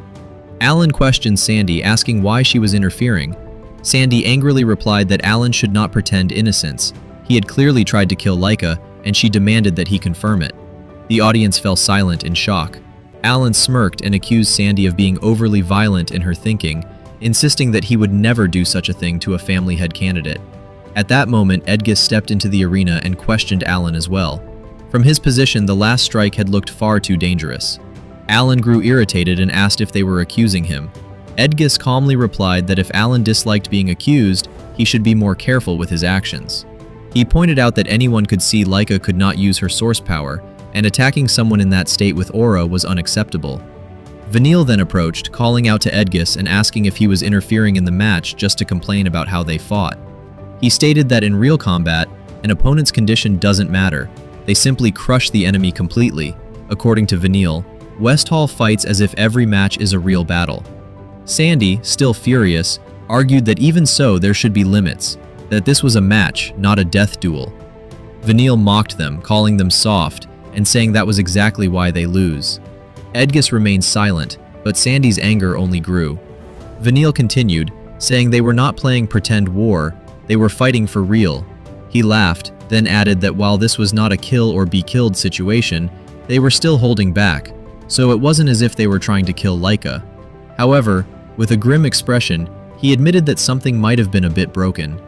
Hearing this, Sandy reached her limit and released her lightning aura in anger. Before the situation could escalate, Mentric released his own aura, silencing everyone with overwhelming pressure. In a cold voice, he demanded to know when he had ever given permission for such pointless chatter. Despite this, Sandy insisted that Alan's earlier attack had clear killing intent. Mentric dismissed her, stating that someone who did not belong in the arena had no right to speak. He added that fools had no business disrupting the match, and whether the fight continued or ended was his decision alone. Edgis immediately apologized. Mentric then declared the match over. West Hall had won. He ordered everyone not involved in the next match to leave at once. Edgis quickly lifted Laika and told Sandy to pick up her sword before they left. As they exited the arena, Lykic and the others rushed to Laika's side, deeply worried. Edgis reassured them that she would be fine. He had already given her a healing potion, but she needed time to recover, so he would take her straight to the infirmary. Zyke remarked that Edgis might face consequences for what he and Sandy had done. Edgis simply smiled and told him not to worry, adding that he knew Zyke had also been ready to step in. Zyke jokingly denied it as Edgis carried Laika away. Sandy commented that something about all of this felt wrong. Alan was strong, yes, but for Laika to be overwhelmed like that was impossible. Edgis agreed, saying that something had already felt off since the very first match with Layla. There was definitely something going on with West Hall. While Laika remained unconscious, Edgis warned Zyke to be careful in his upcoming fight against Vanille. Zyke gave a slight nod, saying he appreciated the concern as he walked toward the center of the arena. Vanille pointed his weapon at him and declared that it was unfortunate Zyke would never be able to defeat him, and East Hall's loss was already guaranteed. Zyke ignored him completely. Instead, he casually stretched right in front of him. Vanille fell silent, veins bulging on his face in irritation. Mentric then announced the 7th match between East Hall and West Hall. The moment he gave the signal to begin, Zyke moved in an instant. He delivered a powerful punch straight to Vanille's jaw, causing him to spit blood. Zyke coldly remarked that Vanille's smug attitude really irritated him, and he wanted to see how long he could keep it up. The force of the blow sent Vanille flying into the wall at the far end of the arena, triggering a massive explosion. The audience was left in complete shock. their jaws dropping while even Mentric widened his eyes in disbelief at what he had just witnessed. Zyke then added that for someone who talked so much about real combat, Vanille had left himself completely open, and asked if this was the kind of real combat he liked before receiving a devastating attack from Zyke. Vanille first heard him ask and confirm whether those from the West Hall were truly fighting as if it were real combat. Because of this, confusion was clearly written across Vanille's face at the question, until Zyke stated that he would also fight Vanille in real combat mode and asked if he was sure he wouldn't regret it. Vanille then questioned what Zyke meant and arrogantly replied that Zyke would be the one to regret this battle, while silently wondering to himself what Zyke was talking about. Zyke then spoke again, and as he clenched his fists, his eyes faintly glowed while his expression darkened. Suddenly, Alan shouted, "Lord Vanille!" with both shock and concern. Although Zyke launched a powerful attack toward Vanille, the latter still managed to counter with a strong move of his own. A fast-moving sphere of wind rushing toward Zyke, however. Before it could hit, Zyke simply tilted his head slightly, effortlessly dodging the attack as it crashed into the arena wall. When Vanille stood up, he cursed under his breath, despite clearly feeling the impact of Zyke's strike. He couldn't understand how Zyke was still standing in the center of the arena. Vanille knew he had countered as quickly as possible when Zyke attacked him, so how was it that Zyke remained completely unharmed? Zyke then remarked that he now understood Vanille possessed wind-type source power and asked if he was from one of the 4 great families. He also questioned whether that was the special source power of Vanille's clan. Vanille, still furious, simply called Zyke a bastard in response. Zyke mocked him, asking how real combat felt, adding that he had even tried to match Vanille's style a bit for his sake. This only fueled Vanille's anger further as he demanded an explanation. He suddenly froze. Zyke had already moved behind him in an instant. Glancing back slightly, Zyke's eyes glowed again as he calmly said, "That's the second time." He then struck Vanille at the back of the neck, sending him flying across the arena as Vanille skidded to a halt. He questioned what kind of absurdity this was, how someone like him was being handled so easily by Zyke. When Vanille stood once more, Zyke immediately closed the distance again as he prepared another attack. Zyke remarked that thinking in the middle of a real fight wouldn't help, and asked if Vanille had always felt safe until now. Then Zyke delivered another powerful punch straight to Vanille's chest. The impact shook his entire body. His eyes turned white as he coughed up blood, collapsing to his knees in front of Zyke. "That makes 3 times, Zyke said. Trembling from pain, Vanille demanded to know what Zyke was talking about, what exactly he was counting. Zyke simply replied that it was obvious he was counting how many times Vanille had already died in this battle. Vanille, still confused, listened as Zyke explained. The first was when he struck his face, the second was the blow to his neck, and the third was the attack to his heart. Zyke added that the only reason Vanille was still alive was because of the rules. Enraged, Vanille shouted that there was no way that was true, but Zyke kicked him in the face mid-sentence, declaring that Vanille was right. This was real combat and break time was over. Talking to your enemy wasn't part of it. The force of the kick sent Vanille rolling across the arena. Sandy's expression darkened as she watched, unable to believe what she was seeing. Sweat trickled down her face as she said that the battle between Zyke and Vanille could no longer be called a fight. Edgis agreed, adding that compared to this, his own match with Zyke felt like nothing more than a friendly spar. He went on to say that Zyke's strength was unreasonable, that he was the very definition of unfair. Standing in the middle of the arena with a faint smile, Zyke asked Vanille if he was starting to understand what real combat truly was. As Vanille lay trembling on the ground, struggling from his injuries, Zyke acknowledged that crushing the enemy completely was indeed important on a battlefield, just as Vanille had said.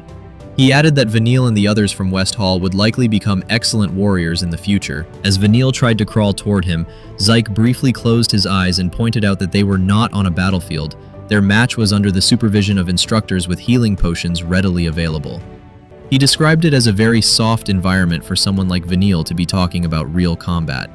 Vanille, still struggling, told Zyke to shut up, but Zyke continued, saying that the real combat Vanille spoke of was far removed from reality, that he was merely running away from his own weakness. He then asked if he was wrong. Instead of answering, Vanille shouted repeatedly for Zyke to be silent, his anger reaching its peak. Suddenly, a green whirlwind formed behind him, leaving the spectators stunned.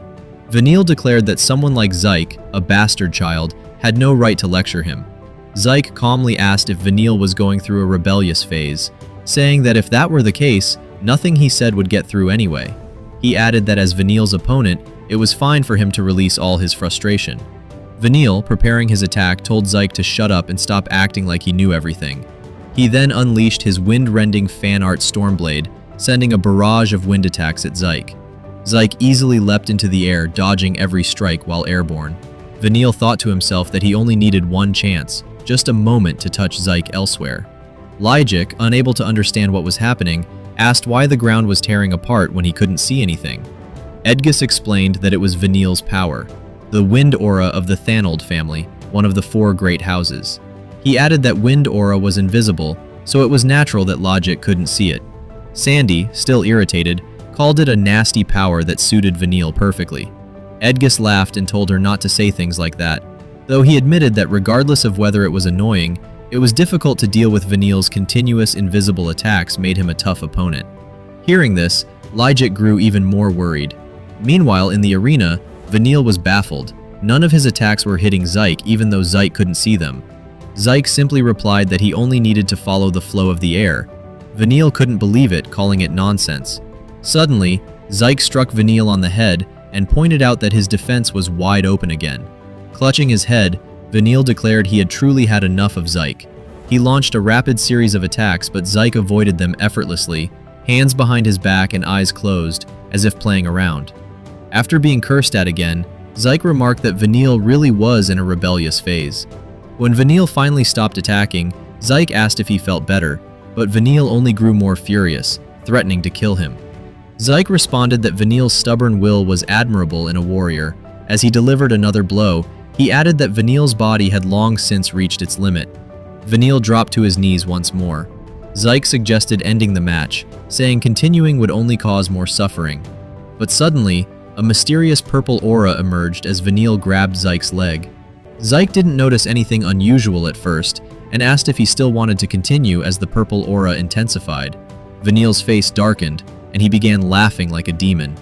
When Zyke questioned what was happening, Vanille gathered his aura into his weapon and declared that this would be Zyke's end. He unleashed Gale Bullet from his wind-rending fan arts. Zyke tried to use his source power to defend, but something felt off. He couldn't use it. With no choice, he blocked the attack using only his physical strength. Lyjik and Eric were shocked that Vanille had landed a successful hit. Edgus noticed something strange about Zyke and pointed it out. When Celine asked what he meant, Lika and Marin arrived. Lika, being helped to sit, apologized for worrying them. When asked if she knew what was happening to Zyke, she explained that rather than knowing, she realized he was the same as her during her earlier match. She had suddenly been unable to use her source power. She added that Layla, who fought Vanille first, had acted strangely too. Perhaps she experienced the same thing. If that was true, then Zyke likely couldn't use his source power either. Back in the arena, Vanille laughed, convinced of his victory. He mocked Zyke for his earlier arrogance and declared he would ensure Zyke would never stand against him again. Gathering his power, he prepared his ultimate technique, Typhoon. Falling to dust as Zyke stood back up, Vanille ordered him to die and launched his attack. Lyjik could only shout Zyke's name in worry. Zyke, however, focused all his physical strength into his fist. Before the attack could hit, he rushed forward and delivered a powerful punch straight to Vanille's face. The impact sent Vanille crashing into the arena wall. As the dust settled, Vanille looked at Zyke with fear and disbelief, sweat dripping down his face. He couldn't understand how Zyke could still fight after everything. His companions were equally stunned, while Lyka simply laughed softly, remarking that it didn't seem to matter to Zyke whether he could use his source power or not. Vanille could hardly believe it. Even after unleashing his mysterious power, Zyke still managed to stand despite taking the full brunt of his attack. He couldn't stop himself from wondering how was that even possible. Meanwhile, as Zyke rose to his feet, he noticed a strange purple energy flowing both inside and around his body. It didn't take him long to confirm what it was. It was poison. Because of this, Vanille grew even more furious and confused. How did Zyke figure it out? According to him, that poison shouldn't have been detectable at all. Then, without warning, Zyke spoke. He remarked that Vanille had finally scored a passing mark, and said that he now understood why everyone who fought against Vanille and Alan ended up losing so one-sidedly. Zyke added that he had figured out the poison only activates when source power is stirred. He admitted that it had even slipped past him until the moment he used his own source power. Still, he acknowledged that Vanille had done quite well in creating such a poison. Vanille declared that his poison had completely sealed Zyke's source power and demanded to know how he withstood his last attack. But Zyke responded proudly, saying that something like Vanille's poison was meaningless against a thoroughly trained body. Even if his source power was sealed, it was nothing more than a minor inconvenience. He added that someone like him, the strongest, would never be shaken by such a thing. Hearing his poison dismissed so easily only fueled Vanille's anger. With a furious voice, he asked if Zyke was saying that his creation, his true killing poison, was meaningless. Zyke tilted his head slightly and asked if Vanille had made it himself. He observed that the poison seemed harmless to its creator, noting how Vanille could channel it into his opponent using source power without suffering any side effects. Zyke admitted that it was a groundbreaking kind of poison and that creating something like it was truly impressive. But then he raised his voice and declared that it simply didn't work on him. Taking a deep breath, Zyke forcefully expelled all the poison from his body through his nose. Vanille's eyes widened in shock. Sweat began to form on his face as he watched in disbelief. Zyke had detoxified himself and even expelled the poison through his nostrils. Zyke calmly explained that while the poison was indeed unique and interesting, that was as far as it went. In the end, everything came down to his own strength. If Vanille relied entirely on his poison, then he still had a long way to go. Vanille froze for a moment, stunned by those words before asking what Zyke meant. But instead of answering directly, Zyke simply asked if Vanille was satisfied now. That question only made Vanille grit his teeth harder. Memories began flooding his mind, memories of the harsh world he grew up in. He recalled his mother's cold words telling him that no matter what, he had to become the next head of the L-Dragon family, and if he couldn't, then he had no reason to exist. He remembered the constant praise surrounding Lady Laika, who had already mastered the family's secret technique. Everyone spoke of the candidates for the next family head as geniuses, everyone except him. Vanille knew it himself. He was ordinary. No matter how hard he tried, it only exposed how little talent he truly had. He could accept that his older siblings were stronger, but he could never accept that even Laika, who was younger than him, surpassed him so completely. He remembered his mother's harsh lectures, shouting at him, asking how he could fail at something so simple. Those endless days of scolding carved deep scars into his mind. But in the midst of that suffering, he had finally discovered his own talent, poison creation. When he succeeded in creating this poison, he believed he had finally found his path with it. He could become the next family head with it. His mother would finally acknowledge him, and yet now, Zyke had effortlessly detoxified it and called it meaningless. Enraged, Vanille shouted, asking what Zyke could possibly know about him. He spoke of how he was constantly compared to geniuses, no matter how hard he worked. In front of their overwhelming talent, he was nothing, and still the comparisons never stopped. That was why, no matter what, he had to struggle and claw his way upward. As he launched another attack, Vanille declared that someone like Zyke, who knew nothing about him, had no right to judge him. Zyke raised his left arm to block the attack and used his right hand to grab Vanille's arm, but suddenly Vanille flipped his weapon and unleashed all of his poison at once, covering Zyke in a dense, toxic mist. Zyke's companions grew anxious while Edgus silently observed. Sandy, unable to hold back, asked what Zyke was planning to do inside the cloud of poison. Vanille spoke. He admitted that Zyke was right. He would rely on his poison as long as he won. Nothing else mattered. He knew he lacked talent in combat, but when it came to poison, he had confidence. As long as he had it, he wouldn't lose. In truth, he hadn't wanted to use this technique, but he had no choice. He explained that even he, as the creator, could barely detoxify this deadly cloud of poison needles by using it. Now, he was forced to inhale some of it himself, but he was certain after going this far, his victory was guaranteed. Then suddenly, Zyke grabbed his hand again. Vanille's eyes widened in horror as he saw Zyke catch the poison needles with his mouth, clenching them between his teeth. Zyke calmly asked if this was his final trump card. Vanille couldn't believe what he was seeing as Zyke spat out the needles.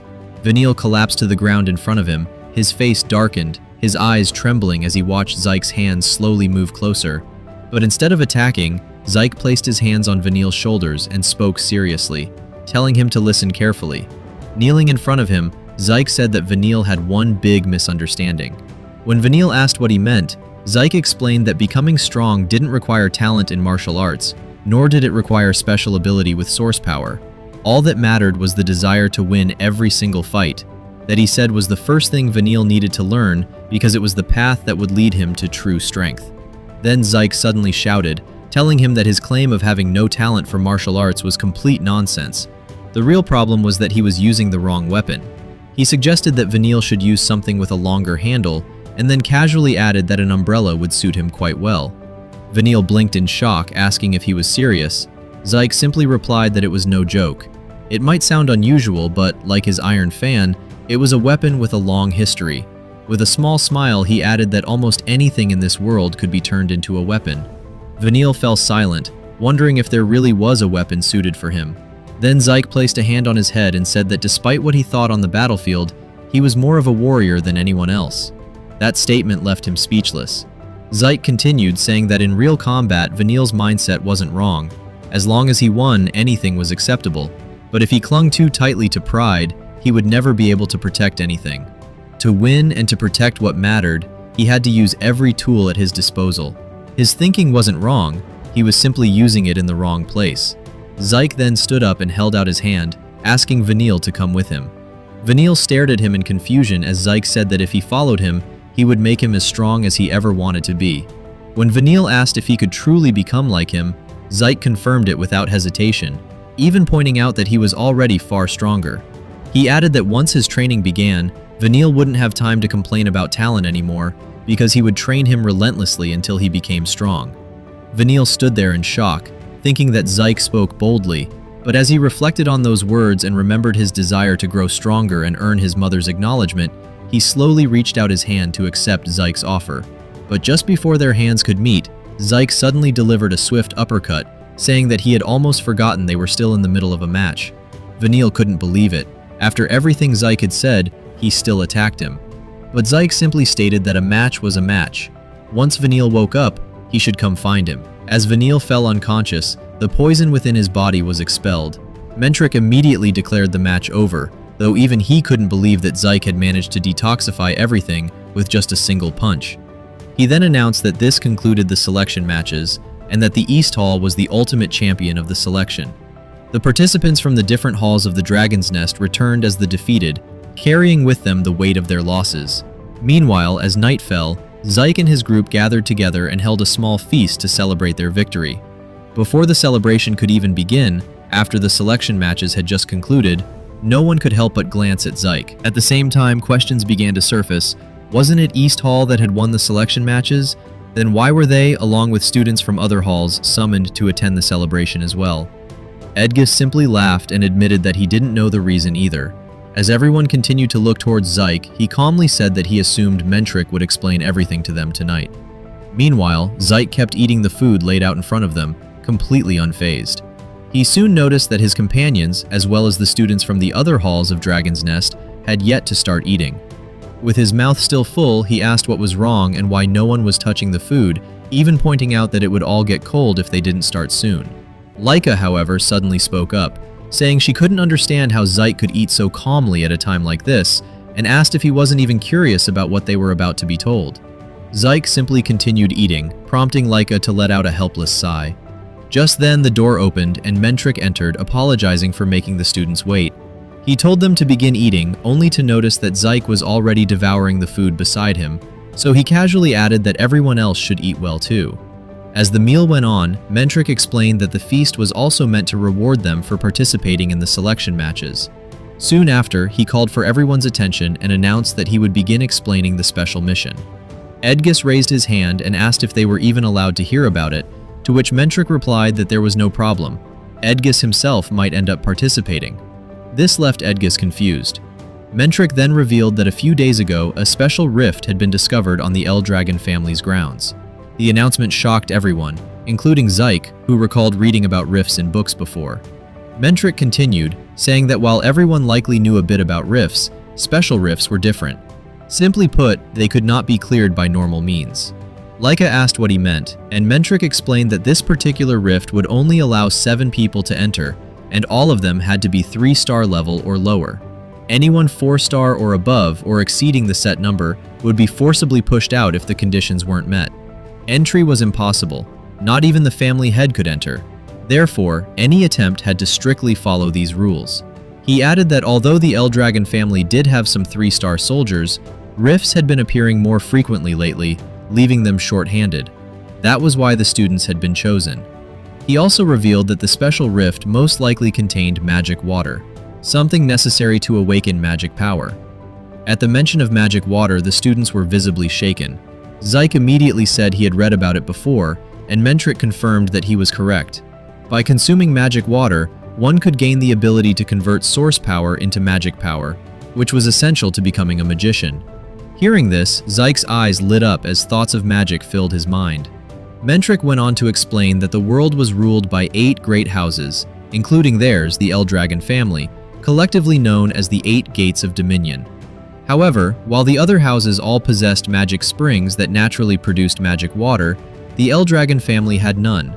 That was why this mission was critical. They had to clear the special rift and retrieve the magic water. Failure was not an option. Mentric's expression then turned serious as he added that the rift had appeared near the border of another of the 8 Gates of Dominion, the territory of the Kerberos family. It was almost certain that they would be targeting the rift as well. With that in mind, the selection matches had been held to identify capable 3-star and below individuals from Dragon's Nest. Edgus and Sandy exchanged glances, and Edgus pointed out that the 7 members of East Hall who had won would likely be the ones sent to clear the rift. Sandy smiled, seeing this mission as a major step toward helping Laika get closer to becoming the next family head. However, Mentric clarified that although East Hall had won, it didn't automatically mean all 7 of them would form the strike team. Even so, Edgus remained hopeful, while Sandy thought about how she could support Laika.